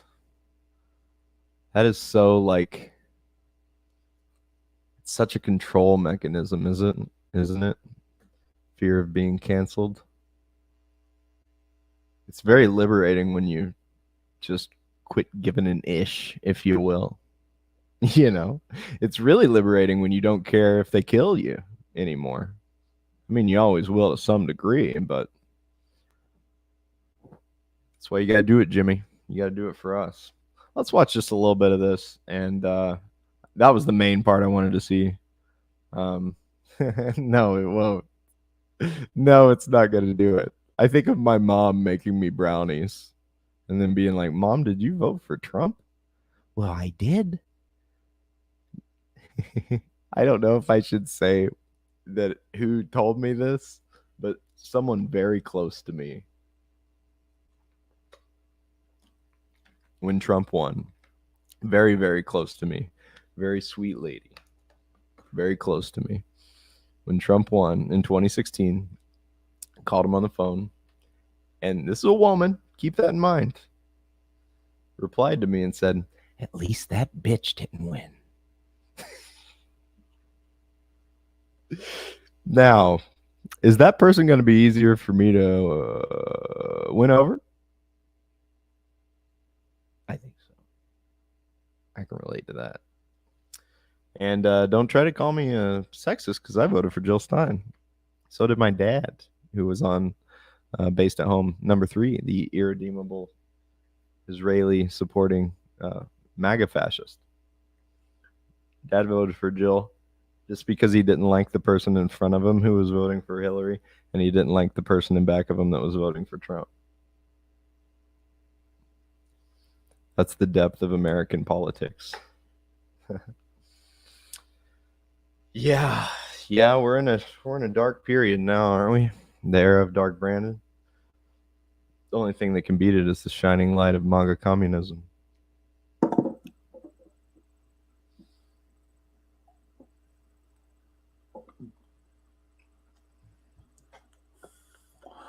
So if all you're doing is voting, then your precious ideas about, well, actually, in order, I can't take the way they talk anymore, man. Is it just me, or does it get you guys too? Capitalism is what's undermining our ability to create the sort of traditional family structures. Yeah, capitalism is an abstraction. Okay, you're not being specific enough. Capitalism is like a mode of production, very old one by now. If you still believe it's the dominant mode of production, it's not going to be particularly useful as far as understanding anything about the contemporary world. So I don't remember where the exact part is. It's like a 30, 45-minute segment there. I would encourage you guys, if you haven't seen this, to go back and watch this. I'm at 4:17, just in case. I know pretty much everybody in the chat's seen it, but that's it. It's definitely worth watching. Somebody needs to figure out how to clip it. I need to. I'm a pretty tech guy, but I it's so hard to figure out how to just like download it should be super easy, but just like, how do I clip that 45 minutes out of that 5-hour video? You know, you got to like download a whole video. Interesting. I think it was too, Jenny. I agree. It's got to be. It's got to be.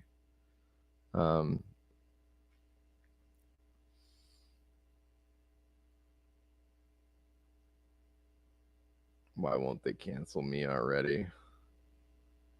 Oh, really? What do you use? Like, how do you do it? How do you download like a whole video?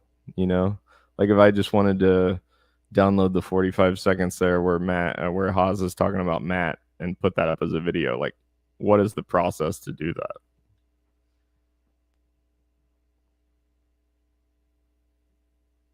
Yeah, me too, Bismuth. It can't be that hard. If Kyle Kalinske can figure it out, surely I can figure it out. But I'm going to end the stream with one last thing while you guys are figuring that out. I have bought this. I haven't even opened it. Okay? So I'm going to open it with you guys. This is the Focusrite Apollo Twin X. And it's always exciting to get new gear, you know. Bismuth told me the mic quality sounding good tonight. I'm running through a Focusrite 2i4. I think it's about a $150 interface. This one I'm opening up cost me $1,100. But I'm going to start recording a lot of audiobooks. And I want a really warm vocal sound. So I used my last little bit of credit before the collapse. And we're going to make 36 easy payments, $26 a month. It's going to be worth it because we're going to make some YouTube money. www.buymeacoffee.com/Tyler McConnell/membership. This is the unboxing. Oh boy. Beautiful. We're going all out. Okay. Screen record it. So you do a full screen record, capture it that way. Makes sense. Okay. Maybe that's what they're doing. I mean, if it works, it works. I'm pretty sure you can, Jenny. I'm pretty sure you can. This is it. Now it's a Thunderbolt. Uh-oh.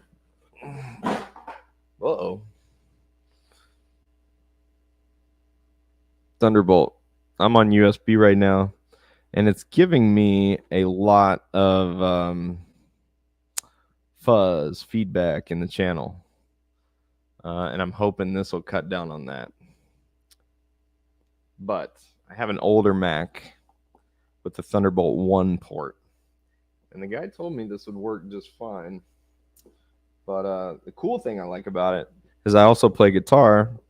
And I think screen record, it'll kind of work like, I know a word. It'll kind of work like Soundflower on Mac. There's a little extension you can install, and then you can like route it through your streaming software, so you can record all the sound going through your computer. But it's got these awesome plugins where if you play guitar, Universal Audio made a lot of classic rack gear that like famous musicians used. But if you play guitar, like you can have this perfect model of all these different classic amps like Marshalls and Oranges and what's the British one I can't think of right now? The Box. So you can play guitar. And eventually when I started doing this YouTube, Bismuth is much more focused than me. I think it's that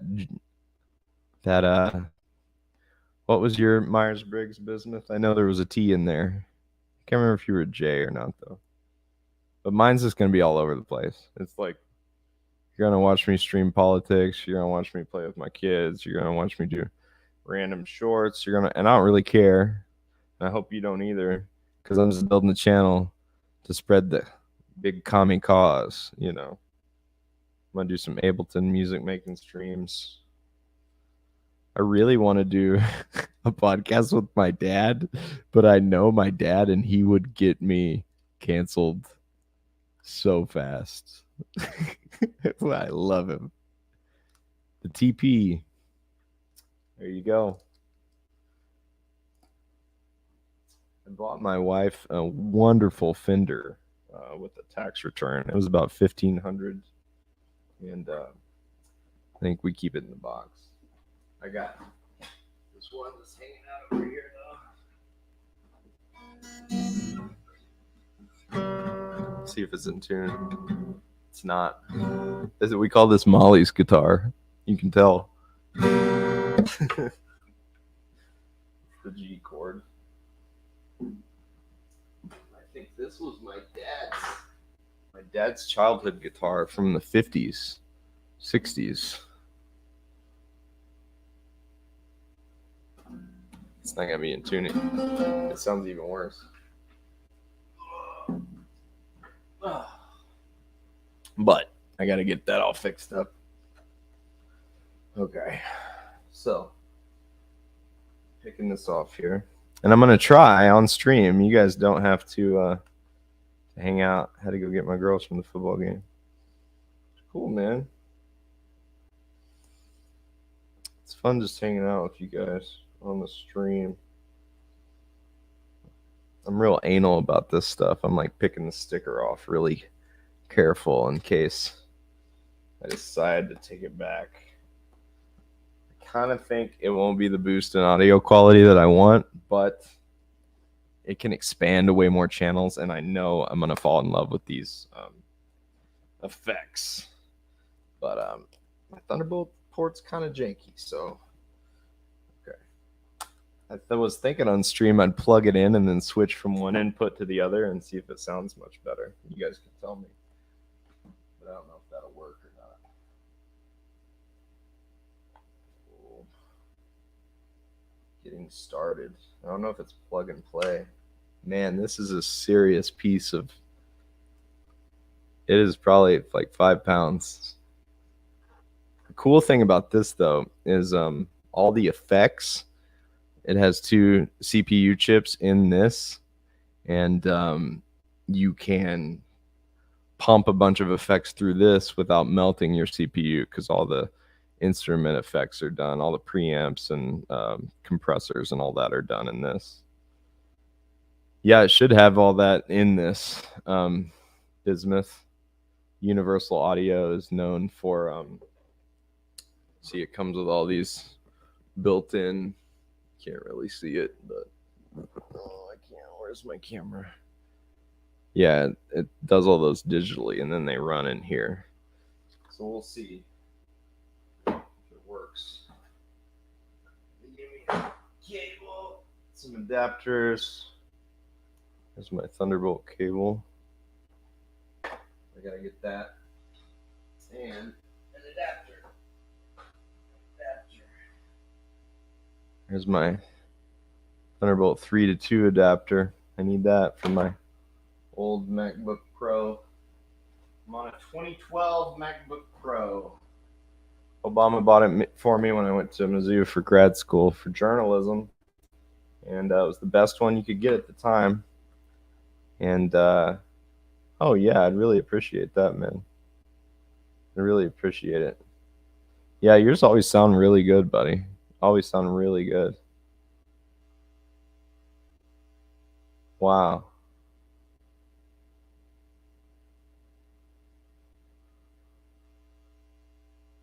Full attention.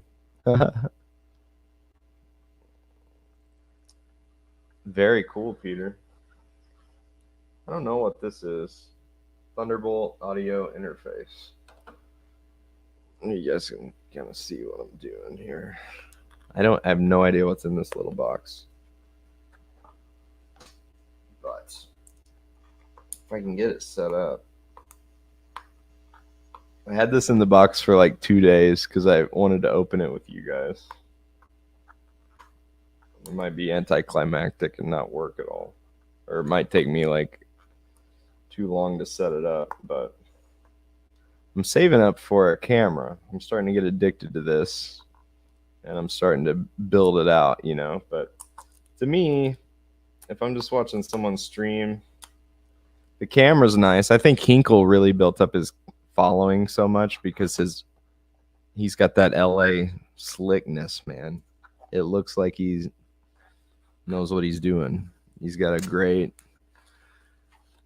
great camera setup. Haas does not, but like Caleb does not. Caleb... I mean, I'd watch Caleb in a tin can because it's just we're watching for his knowledge. We're watching for him to teach us. I wonder if I got to plug it in. Maybe. Wow, it's got a pretty serious plug-in device. I thought maybe that'll keep it from being so...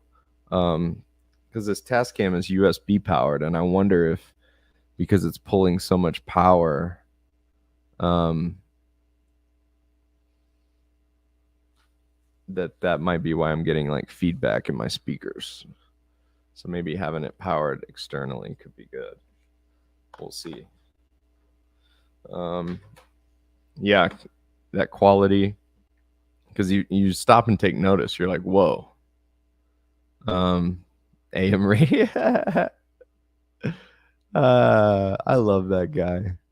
He can't come back soon enough. Can't come back soon enough. Okay. So one more box to open here. Oh, that's just the power supply. Okay. Desiccant. To keep that away from the kids. They love to get that stuff. And if you guys ever need any musical equipment. Oh man, look, Ben at Sweetwater. He gave me some candy. Call and ask for Ben at Sweetwater. If you want his help, I will. Absolutely, Jenny. I agree. I'll hook you up with Ben's extension. But Ben's great. He sold me this microphone. He makes sure you got all the equipment you need to make it work. Thank you, Sweetwater. See, I'd be sponsored by Sweetwater. They are like a legit great music company. Like they're like old timey. Like, yeah, how can we help you? You like get your own sales guy, and he knows you for years, and he'll call you once a year and just ask, "Hey, Tyler, how's the Apollo working out?" Yeah, I'd love to check it out. I'll check you out on there. It's really cool. I like it. You're not like a number. Like when I went to Mizzou, I really felt like a number. Everybody'd be like, "Oh, Mizzou's journalism school is one of the best in the world." And I'm like, okay. Never went to any other ones. Just feel like a number here, though. Okay, let's see if this thing will be plug and play compatible. Oh, man, it's got all the UAD plugins on here. Capitol Records, Ampeg, Marshall. Holy crap. Moog. Fairchild. Very cool. SPL. It's going to be dope. Going to be slick. Getting started. Download and install the software. Authorize your plugins. Okay, connect to your computer. So let's do that first. I got to work at the pharmacy at 9 a.m.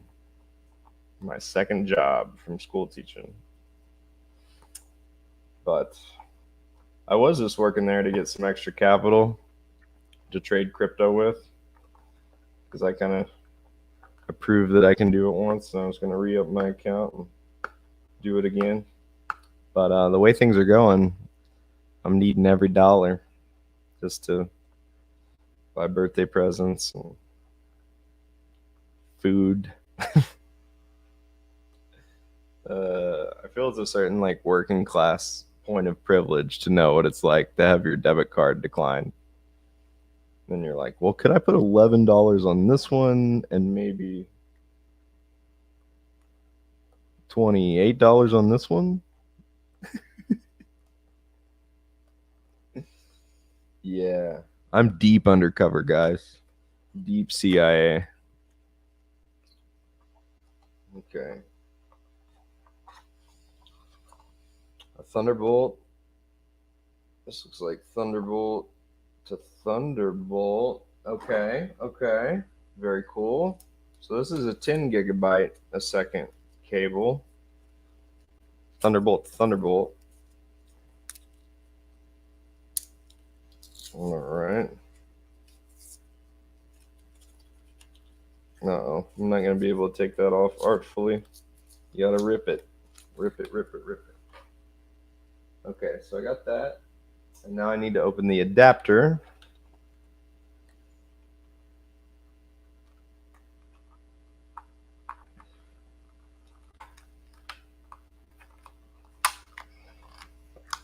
props to my I have kind of a cool job. I really do. I'm a school teacher and I teach down the hall, 2 doors down from my favorite school teacher who helped me get the job. And he's in a band, and he actually was in a band that was almost signed. They made a like $1 million record, and then they dropped him. They dropped his band to sign the band Jet, who sang the song "Big Black Boots, Long Brown Hair, She's So Sweet in a Get Back Stare." She wanted me with another guy, yeah. Yeah, no, we ain't got much to say. Are you gonna be my girl? That's the song. They dropped his band, and so he moved back to Salem and started teaching school. And 10 years later, I moved back, and now we teach together. But he's the one that told me. He told me when I was in high school, he's like, and this was before you saw anybody with this microphone. Like, there were no podcasts. He was like, you should get SM7B. It's the best vocal mic. So I saved up and got it, and he was right. Everybody gets one. And he also told me to get this. He said, I do, dude. I do. I think I've showed people my my system before. Yep. I'll share it with you real quick. I always share the goods. Share screen. There you go. There it is. I like Avalanche. I think I'm sorry I clicked on that, Jenny. You saw that song at a chicken restaurant? That's good. But yeah, Ichimoku is the system I like. You wait for the trailing line to be under the cloud, 9-day average, under 26-day average, and then you go short, and you do the opposite to go long. And it works really well. So I stick with Avalanche for 80% of my capital, and then I do a scan. I do a scan for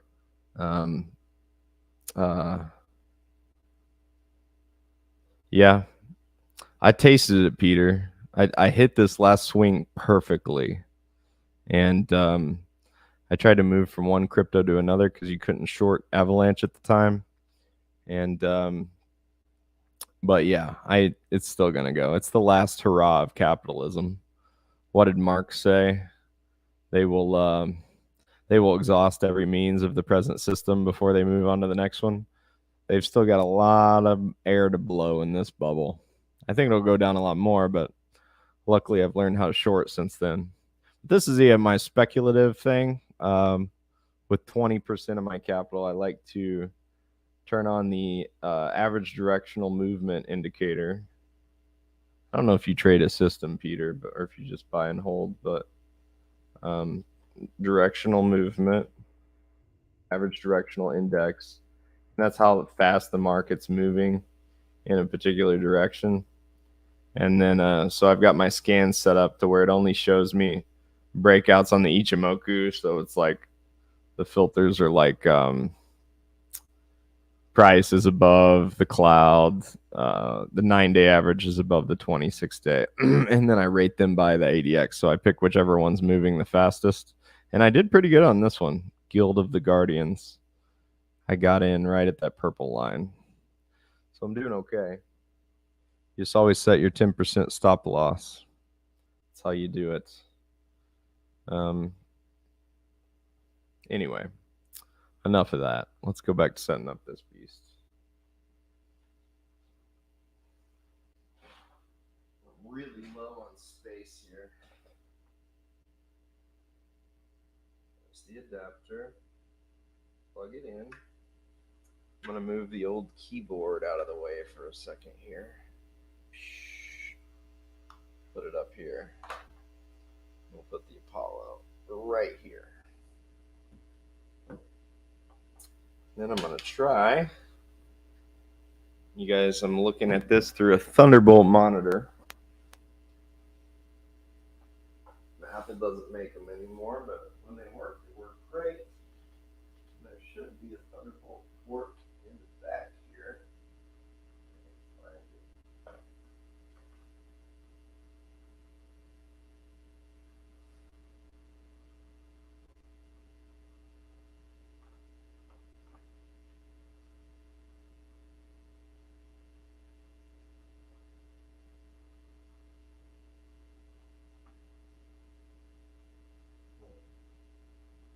Oh, there it was. Oh, it fits in there so nice. Let's see. So that's the Thunderbolt port. That's plugged in. And then I guess I need to plug it into some power. Let's try that. Okay. Oh yeah. Oh boy. Moment of truth. Moment of truth.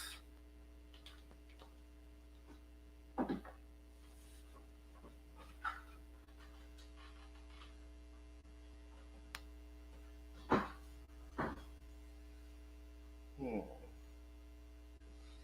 there's a power switch you flip, there is. You guys can flip it with me. Let's see if any lights come on. Uh-oh.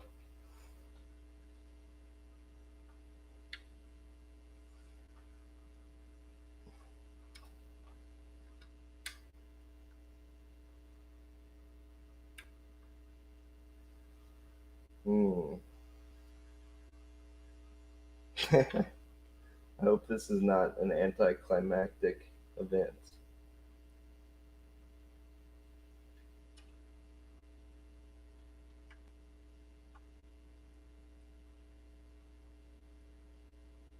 It sure should work. Let me try a different outlet.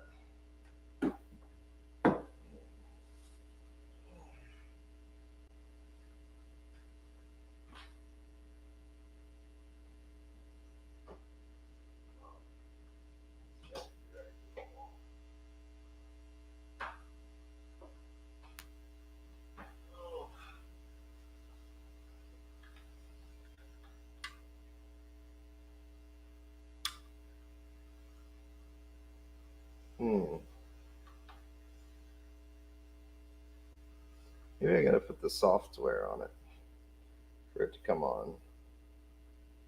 Let's try that before we give up.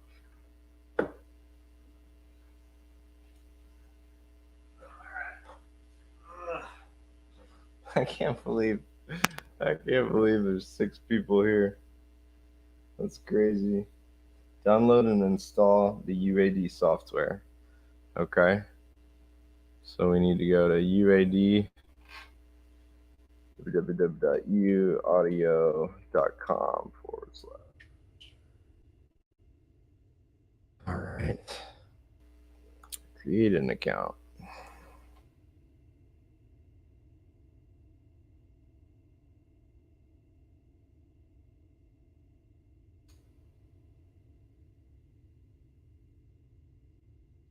Okay.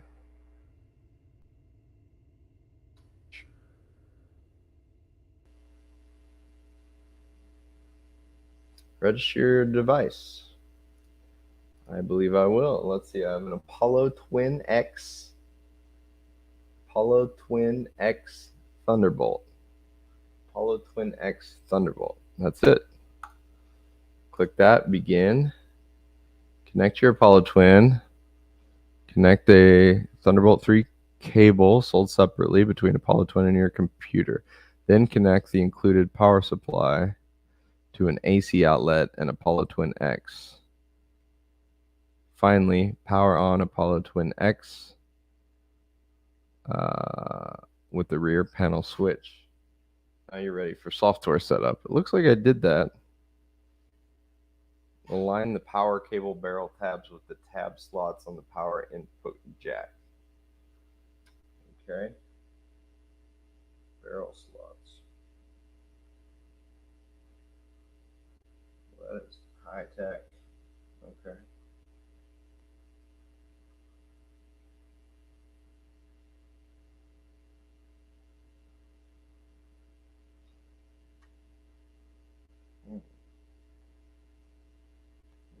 fits in there. Oh, wow.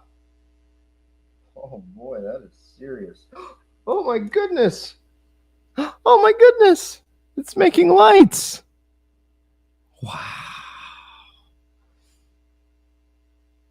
Oh wow. It's making lights, guys. It's lighting up. Okay. So we did that. I think I can share this with you probably. I don't think it's going to miss anything. You can watch what I'm doing here. It's working. Okay.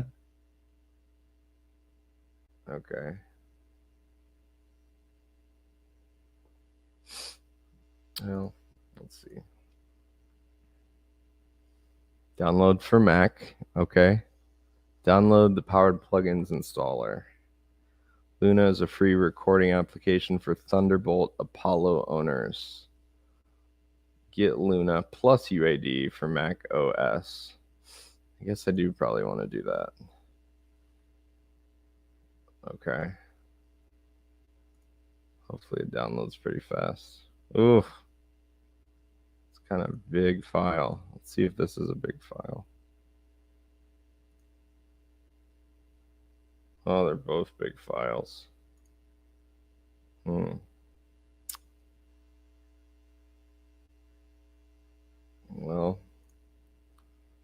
I don't know if we're going to get that downloaded in time, guys. Let's see if it comes up in my inputs, if it's like a plug and play. You got to install the stuff. Yeah. Still just the Scarlet lit up. So the download 4 gigabytes, 4.2 gigabytes, and get Luna recording system free. Luna is a free recording application. Do I have Mac OS 14? I didn't understand why everybody likes Mac for almost like 10 years of having a Mac. And then I tried to go back to Windows and install music recording software on Windows, and I wanted to kill myself because the drivers, you have to download like special ASIO drivers, and it's just a pain in the behind. So yeah. You know what? I don't think this will take that long to download. We're already halfway through 1 gig here.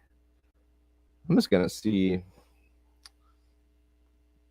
Let's see if anybody wants to. I know it's kind of late. It's after midnight. But if anyone wants to hop on and talk for a second, you're free to. I'm probably not going to be up a whole lot later. Because like I said, I got to wake up at 8. Normally wake up on school days, I wake up at 6. And the coffee maker starts at 5:30. I think it actually starts at 4:30 because I had these dreams of waking up before at 5 and like walking for an hour, and then I was gonna walk from like 5 to 6 and then work on my recording on an audiobook from 6 to 7. It's still my plan. Because if you could do that every day, that'd be 365 hours of quality work. And since I have little ones, I thought it would be best to do it when they're sleeping. But this mic is really good at not picking up much background noise. And I listen to a lot of audiobooks on YouTube.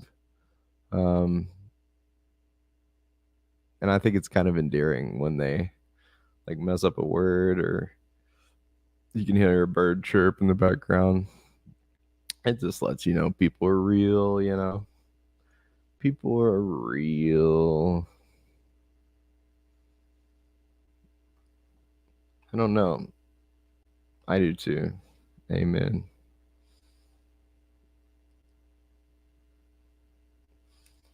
Amen.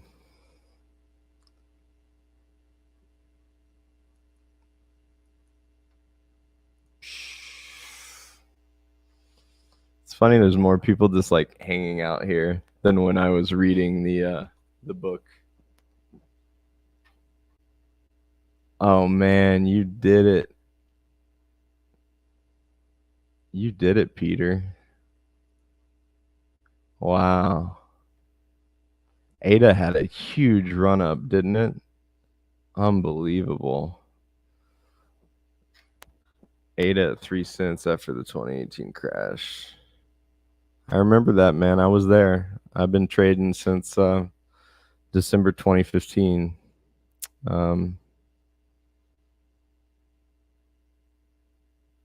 Oh, thank you, buddy. I don't know exactly what you mean. You mean with my presence, like mic setup, or you mean just recording when I'm sleepy? I don't know what you mean.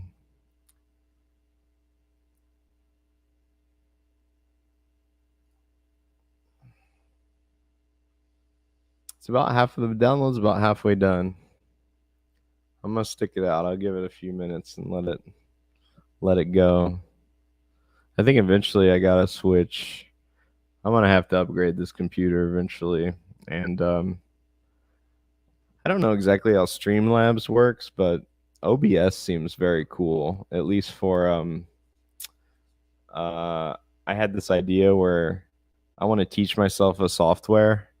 I was gonna start with Ableton and just record myself reading the effing manual, as they say, and then upload those. But I like OBS because you can route all the audio through it and record it all inside of it, and then just upload the video afterwards. So that would be kind of cool when I get there and figure it out.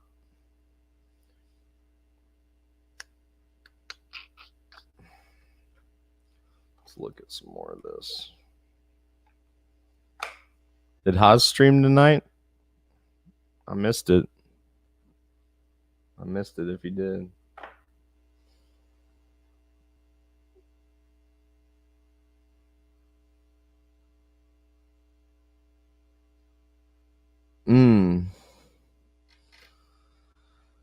You are electric, Bismuth. No, he didn't. Okay. I'm glad it sounds good. You're making me kind of wish maybe I should just keep the old Focusrite. But I think these preamps will be really cool, especially for playing guitar. I thought it was cool that Russell Brand started streaming on Rumble. That's awesome. I knew that was coming. My intuition told me. It's the first time YouTube screws with that guy. He's going to Rumble. And that's exactly what happened. Exactly what happened. I really like Russell. I think Russell's an ENFP too. Because he I'll think really mean thoughts, and I was kind of mean to Kyle tonight. Politics is hard because you almost kind of like got to call other people out, you know? But Russell does a really good job of saying what he needs to say, but at the same time, like, having it come across that I love everybody, you know? Yeah, I bet Rumble does. I don't know. Me and you talked about that a little bit, Bismuth, about how you thought maybe Rumble was gaming their numbers a little bit. I like to think they're real, though. I know. I love to watch Haas just tear apart Matt Christman. Like, I get it, you know. And Kyle, I will say that Kyle, of all the people on YouTube, when I think about, like, what are you doing on here, Tyler? You're never going to know as much about theory as Caleb. You're never going to know as much about history as Caleb. You're never going to know you're never going to know as much about philosophy as Haas.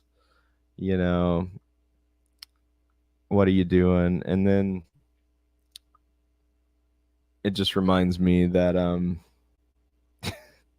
If Kyle has 1 million subscribers, there's absolutely no reason why my voice can't be out there too. There needs to be a lot more of us in the Hinkle-Haas mopping umbrella. Yep, that's right. Then you see Kyle. Kyle's almost like those people that have like a dad that's abusive and it forces them to be successful. That's how I feel when I watch Kyle. It's like he's just beating me with the horse whip and being like, why are you not on the internet right now? You need to get on there right now. 3.5 out of 4 gigs. We're getting close, y'all. We're going to try it. And I'm just literally going to rip. I'm going to pull this cable out, pop it in here, switch the input, and you guys tell me how it sounds. And then I'm going to go to bed. Because I'm sleepy. I'm a sleepy baby. I'm a sleepy baby. You guys laughing about Kyle? Oh, Kyle, you sweet. Did you see his little earrings? He looks like he should be in like a 90s new metal band, early 2000s. Oh, I probably shouldn't have said stuff about him and Crystal either. That was mean, but I don't know. I don't know. I've never met Crystal's husband that she had their kids with, but come on. Kyle Kalinske. Come on. Oh, man. Really? Yeah, me too. That's awesome, Peter. I'm about got 2 years sobriety myself. I was actually a drug and alcohol counselor before that, and I didn't think I had a problem. I'd like drink, a 6-pack on the weekend or whatever, but every once in a while, like every 6 months, I'd just get way too messy, and I'd get in a fight with somebody. And one day, I got in a fight with a really old friend. It was during the crypto days, Peter. I'd done really good like you, and then I made some mistakes, and I learned from those, but I tried to drink it away, and it made me realize it wasn't worth it anymore. Yep. That's awesome. See, I mean, there's something to that spirituality. We can't, I know it's all just got to be material dialectic, but we have a spirit, guys. I believe it. I believe it. It's the thing that keeps you going. It's the thing that kept old Mal going out there in the cave.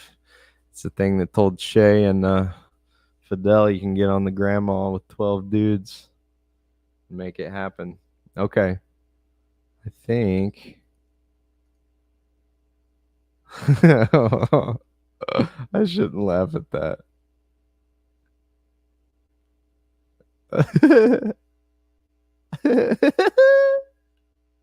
This video when he goes like, what's he say? He always says like Jabrowski. No, not even Jabrowski. How about Noskis? And I'm like, oh God, the cringe, dude. Don't say that. Stop it. God help me. Just beat me to death with a rock.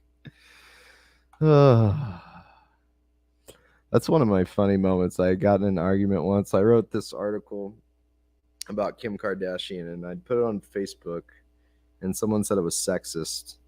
And I was like, I just don't know if Kim Kardashian should be the poster child for sexism.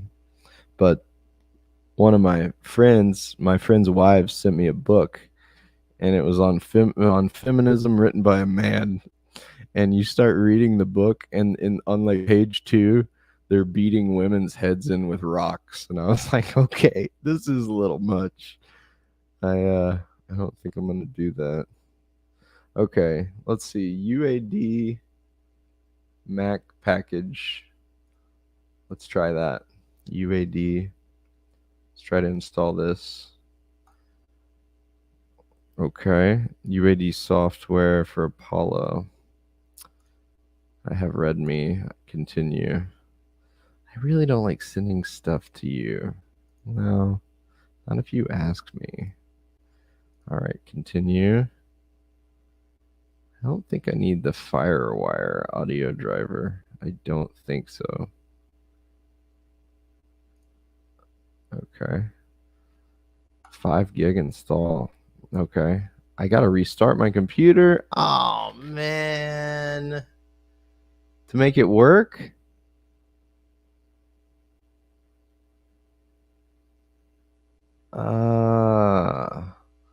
Let's see if I can do a different one first. If this will just let me connect it, because that's all the plugins that it wants me to plug in. Let me see if I can just get it working without doing that. UA Connect.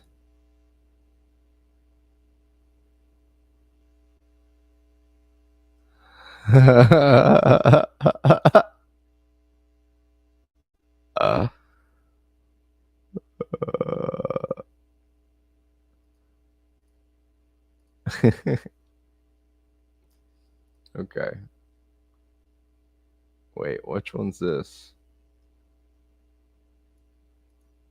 Wait, did I install it? UA Connect. Let's try to open that up and see. UA Connect.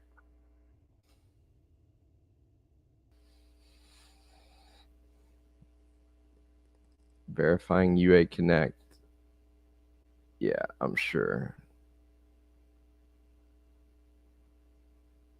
UA Connect. Starting up.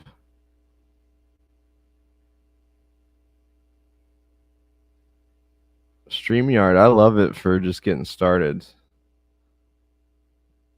That's dope, dude.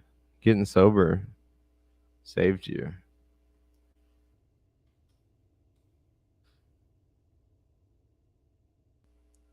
I wouldn't have joined the CPI if I hadn't been sober. Like, you can feel it. Like, I feel like if you have kind of a taste for a rush, nothing does that better than being a communist in America. It's the best. It's like you get to be Jesus walking to the cross every day. It's quite the rush. And you get to feel like you're actually doing something good instead of just destroying yourself.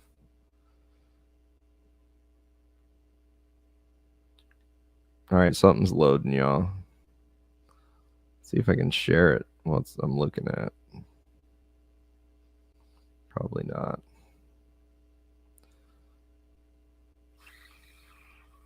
Well, true. Amen. All right. UA Connect. Gotta install the plugins. I'm excited about the plugins because they're kind of hard to explain exactly what they do. But it's just all like when you see in some old music documentary and they have those racks of equipment on the wall, like most of those racks are made by this company, and the sons of the guy that made all those classic racks that are used on, like, you know, it's like how Pink Floyd got that sound on that one song, or they're all in this digitally and you can just turn them on and off. Okay, something's working here. Wants me to log into my new account. Okay. Making some progress. After I do 10 streams, I'm going to try to interview some people. I've got some good ones lined up, but I hope to one day work myself into the crew. The Maupin Haas Hinkle crew. Okay. Redeem my plugins. Create an account. Okay.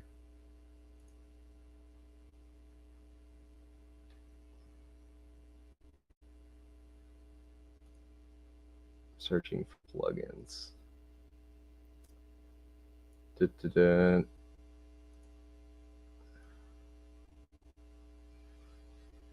Okay, guys. Well, you know, it seemed cool. Seemed like a cool idea. I don't think it's gonna work because I gotta restart my computer. Let's see, maybe I can install Luna without restarting my computer.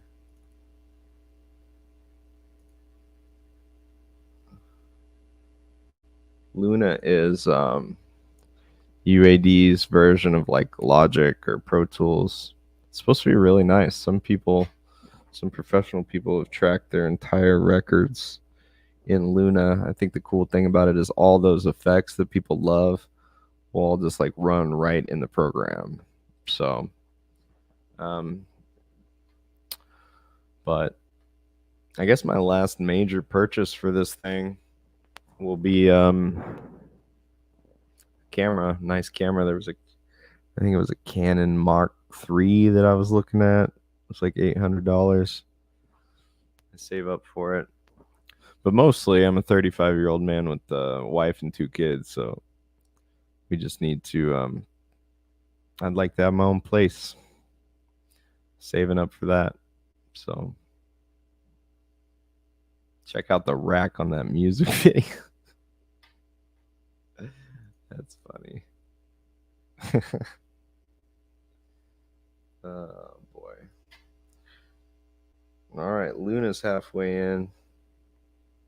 If I can't figure this out in 10 minutes, I'm going to sleep, y'all, because I'm gonna have one of those where you wake up and hate what you're doing. I do want a 4-hour stream though, just to say I had one. That'd be cool. Set the record for 4 hours. 4 hours. 4 hours. Okay.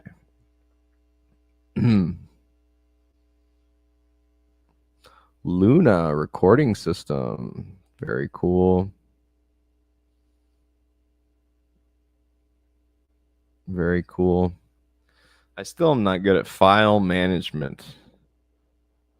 Yeah, it is. I know.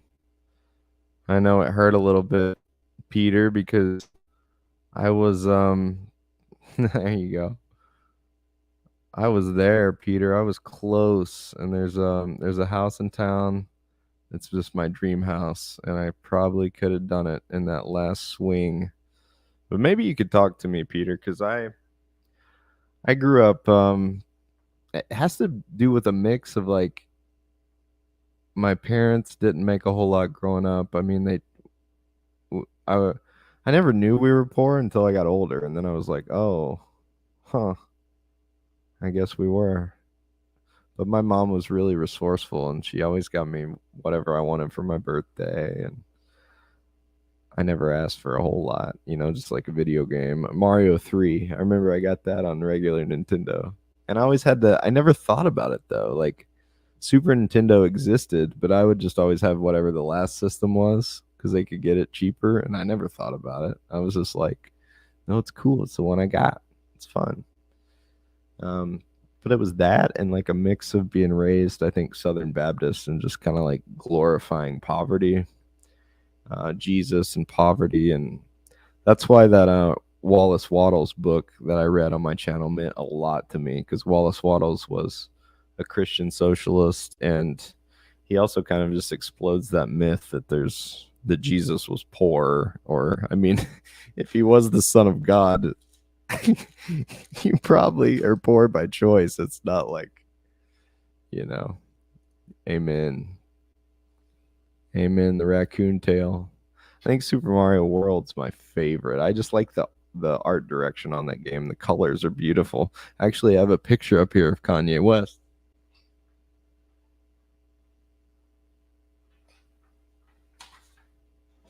It's Kanye playing, and you can see in the back, I love because he's making beats.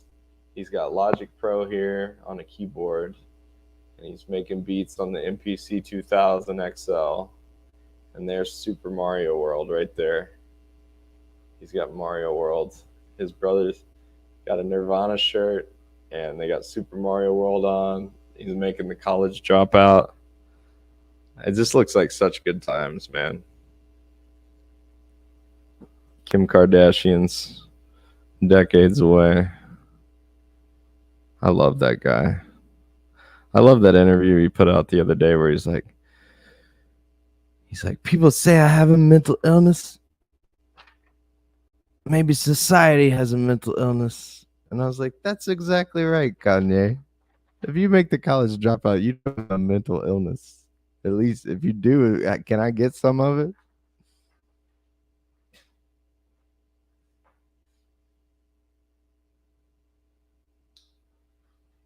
Can't show you, but that's tucked in my I used to have a Jay-Z poster. I got my MBA from the Marcy Projects. The ultimate capitalist, Jay-Z. I used to have Daft Punk up here. This is a picture from Saves the Day. It's in Reverie. My friend painted when I was in high school. I'd pull it down, but I'd probably never get it back up. I'll show you. Let's see. Let's see if Luna will open. It'll open. I share Luna? Probably not.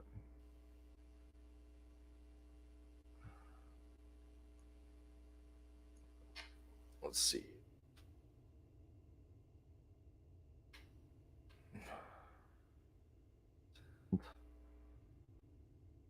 Okay. It's very weird. This software, like, I guess all these universal audio device plugins are just totally integrated into the Luna software somehow. Must be. So this is what I need to do. Installation type. Okay.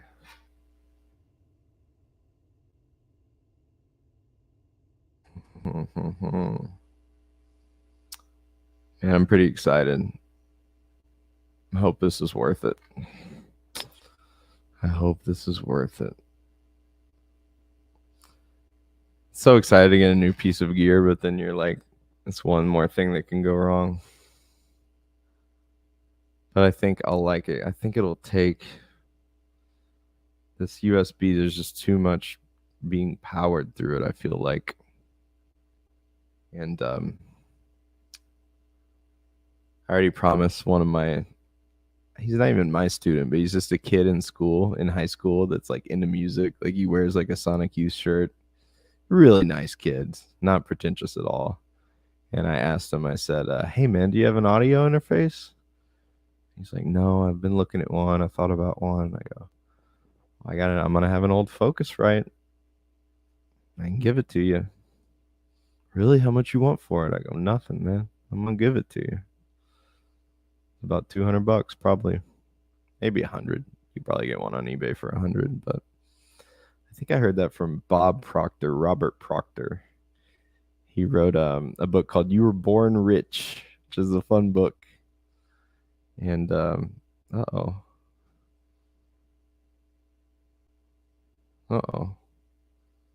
Something happened. Anyway, he said when you get rid of your stuff, you should always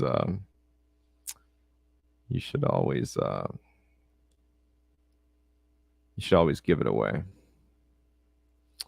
I try to be. But I do think it's kind of selfish too, because I think just putting out good spiritual juju like that, good spiritual juju will come back to you too. It's a great essay by Ralph Waldo Emerson called Compensation, where he talks about that. And I believe it's true. I think it's true. It'll come back around. Every nice thing you do.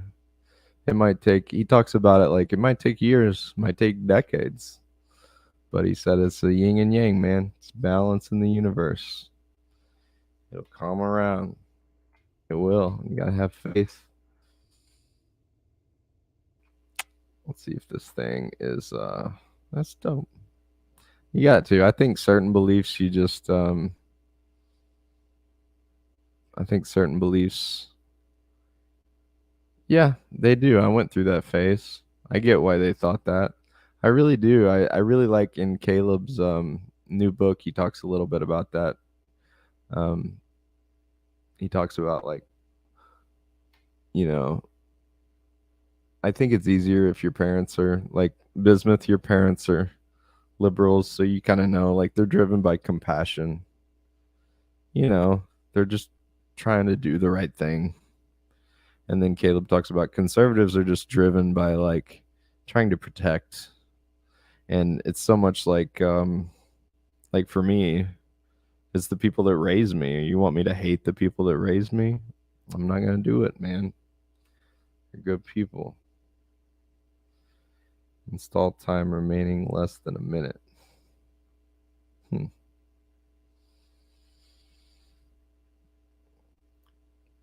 Yes, it was.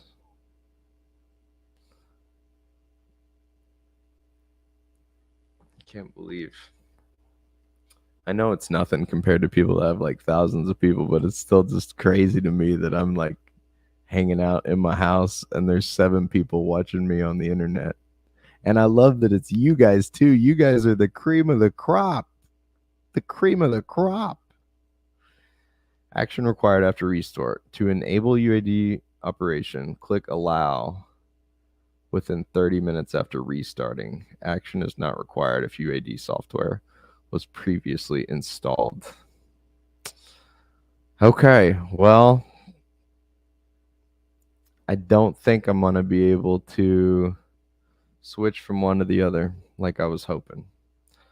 So, I might hop on here after work tomorrow and just fire up a stream just to test it out. That'd be fun. Testing, I could call it testing Focusrite versus Apollo Twin. And just see if one of you guys are on here. You can let me know if one sounds better than the other. I'm kind of afraid they'll sound exactly the same. But then we'll fiddle and we'll turn some plugins on and we'll be like, thank God, $1,000 was worth it. But anyway, it'll be worth it alone for I can plug in my guitar and jam with those Marshall amps. Sound like Blink-182 back in my junior high days. Brand new, Taking Back Sunday, Say Anything, all my favorite emo bands. Listen to Bright Eyes and Cry. All right, y'all. I love y'all. Thanks for hanging out with me.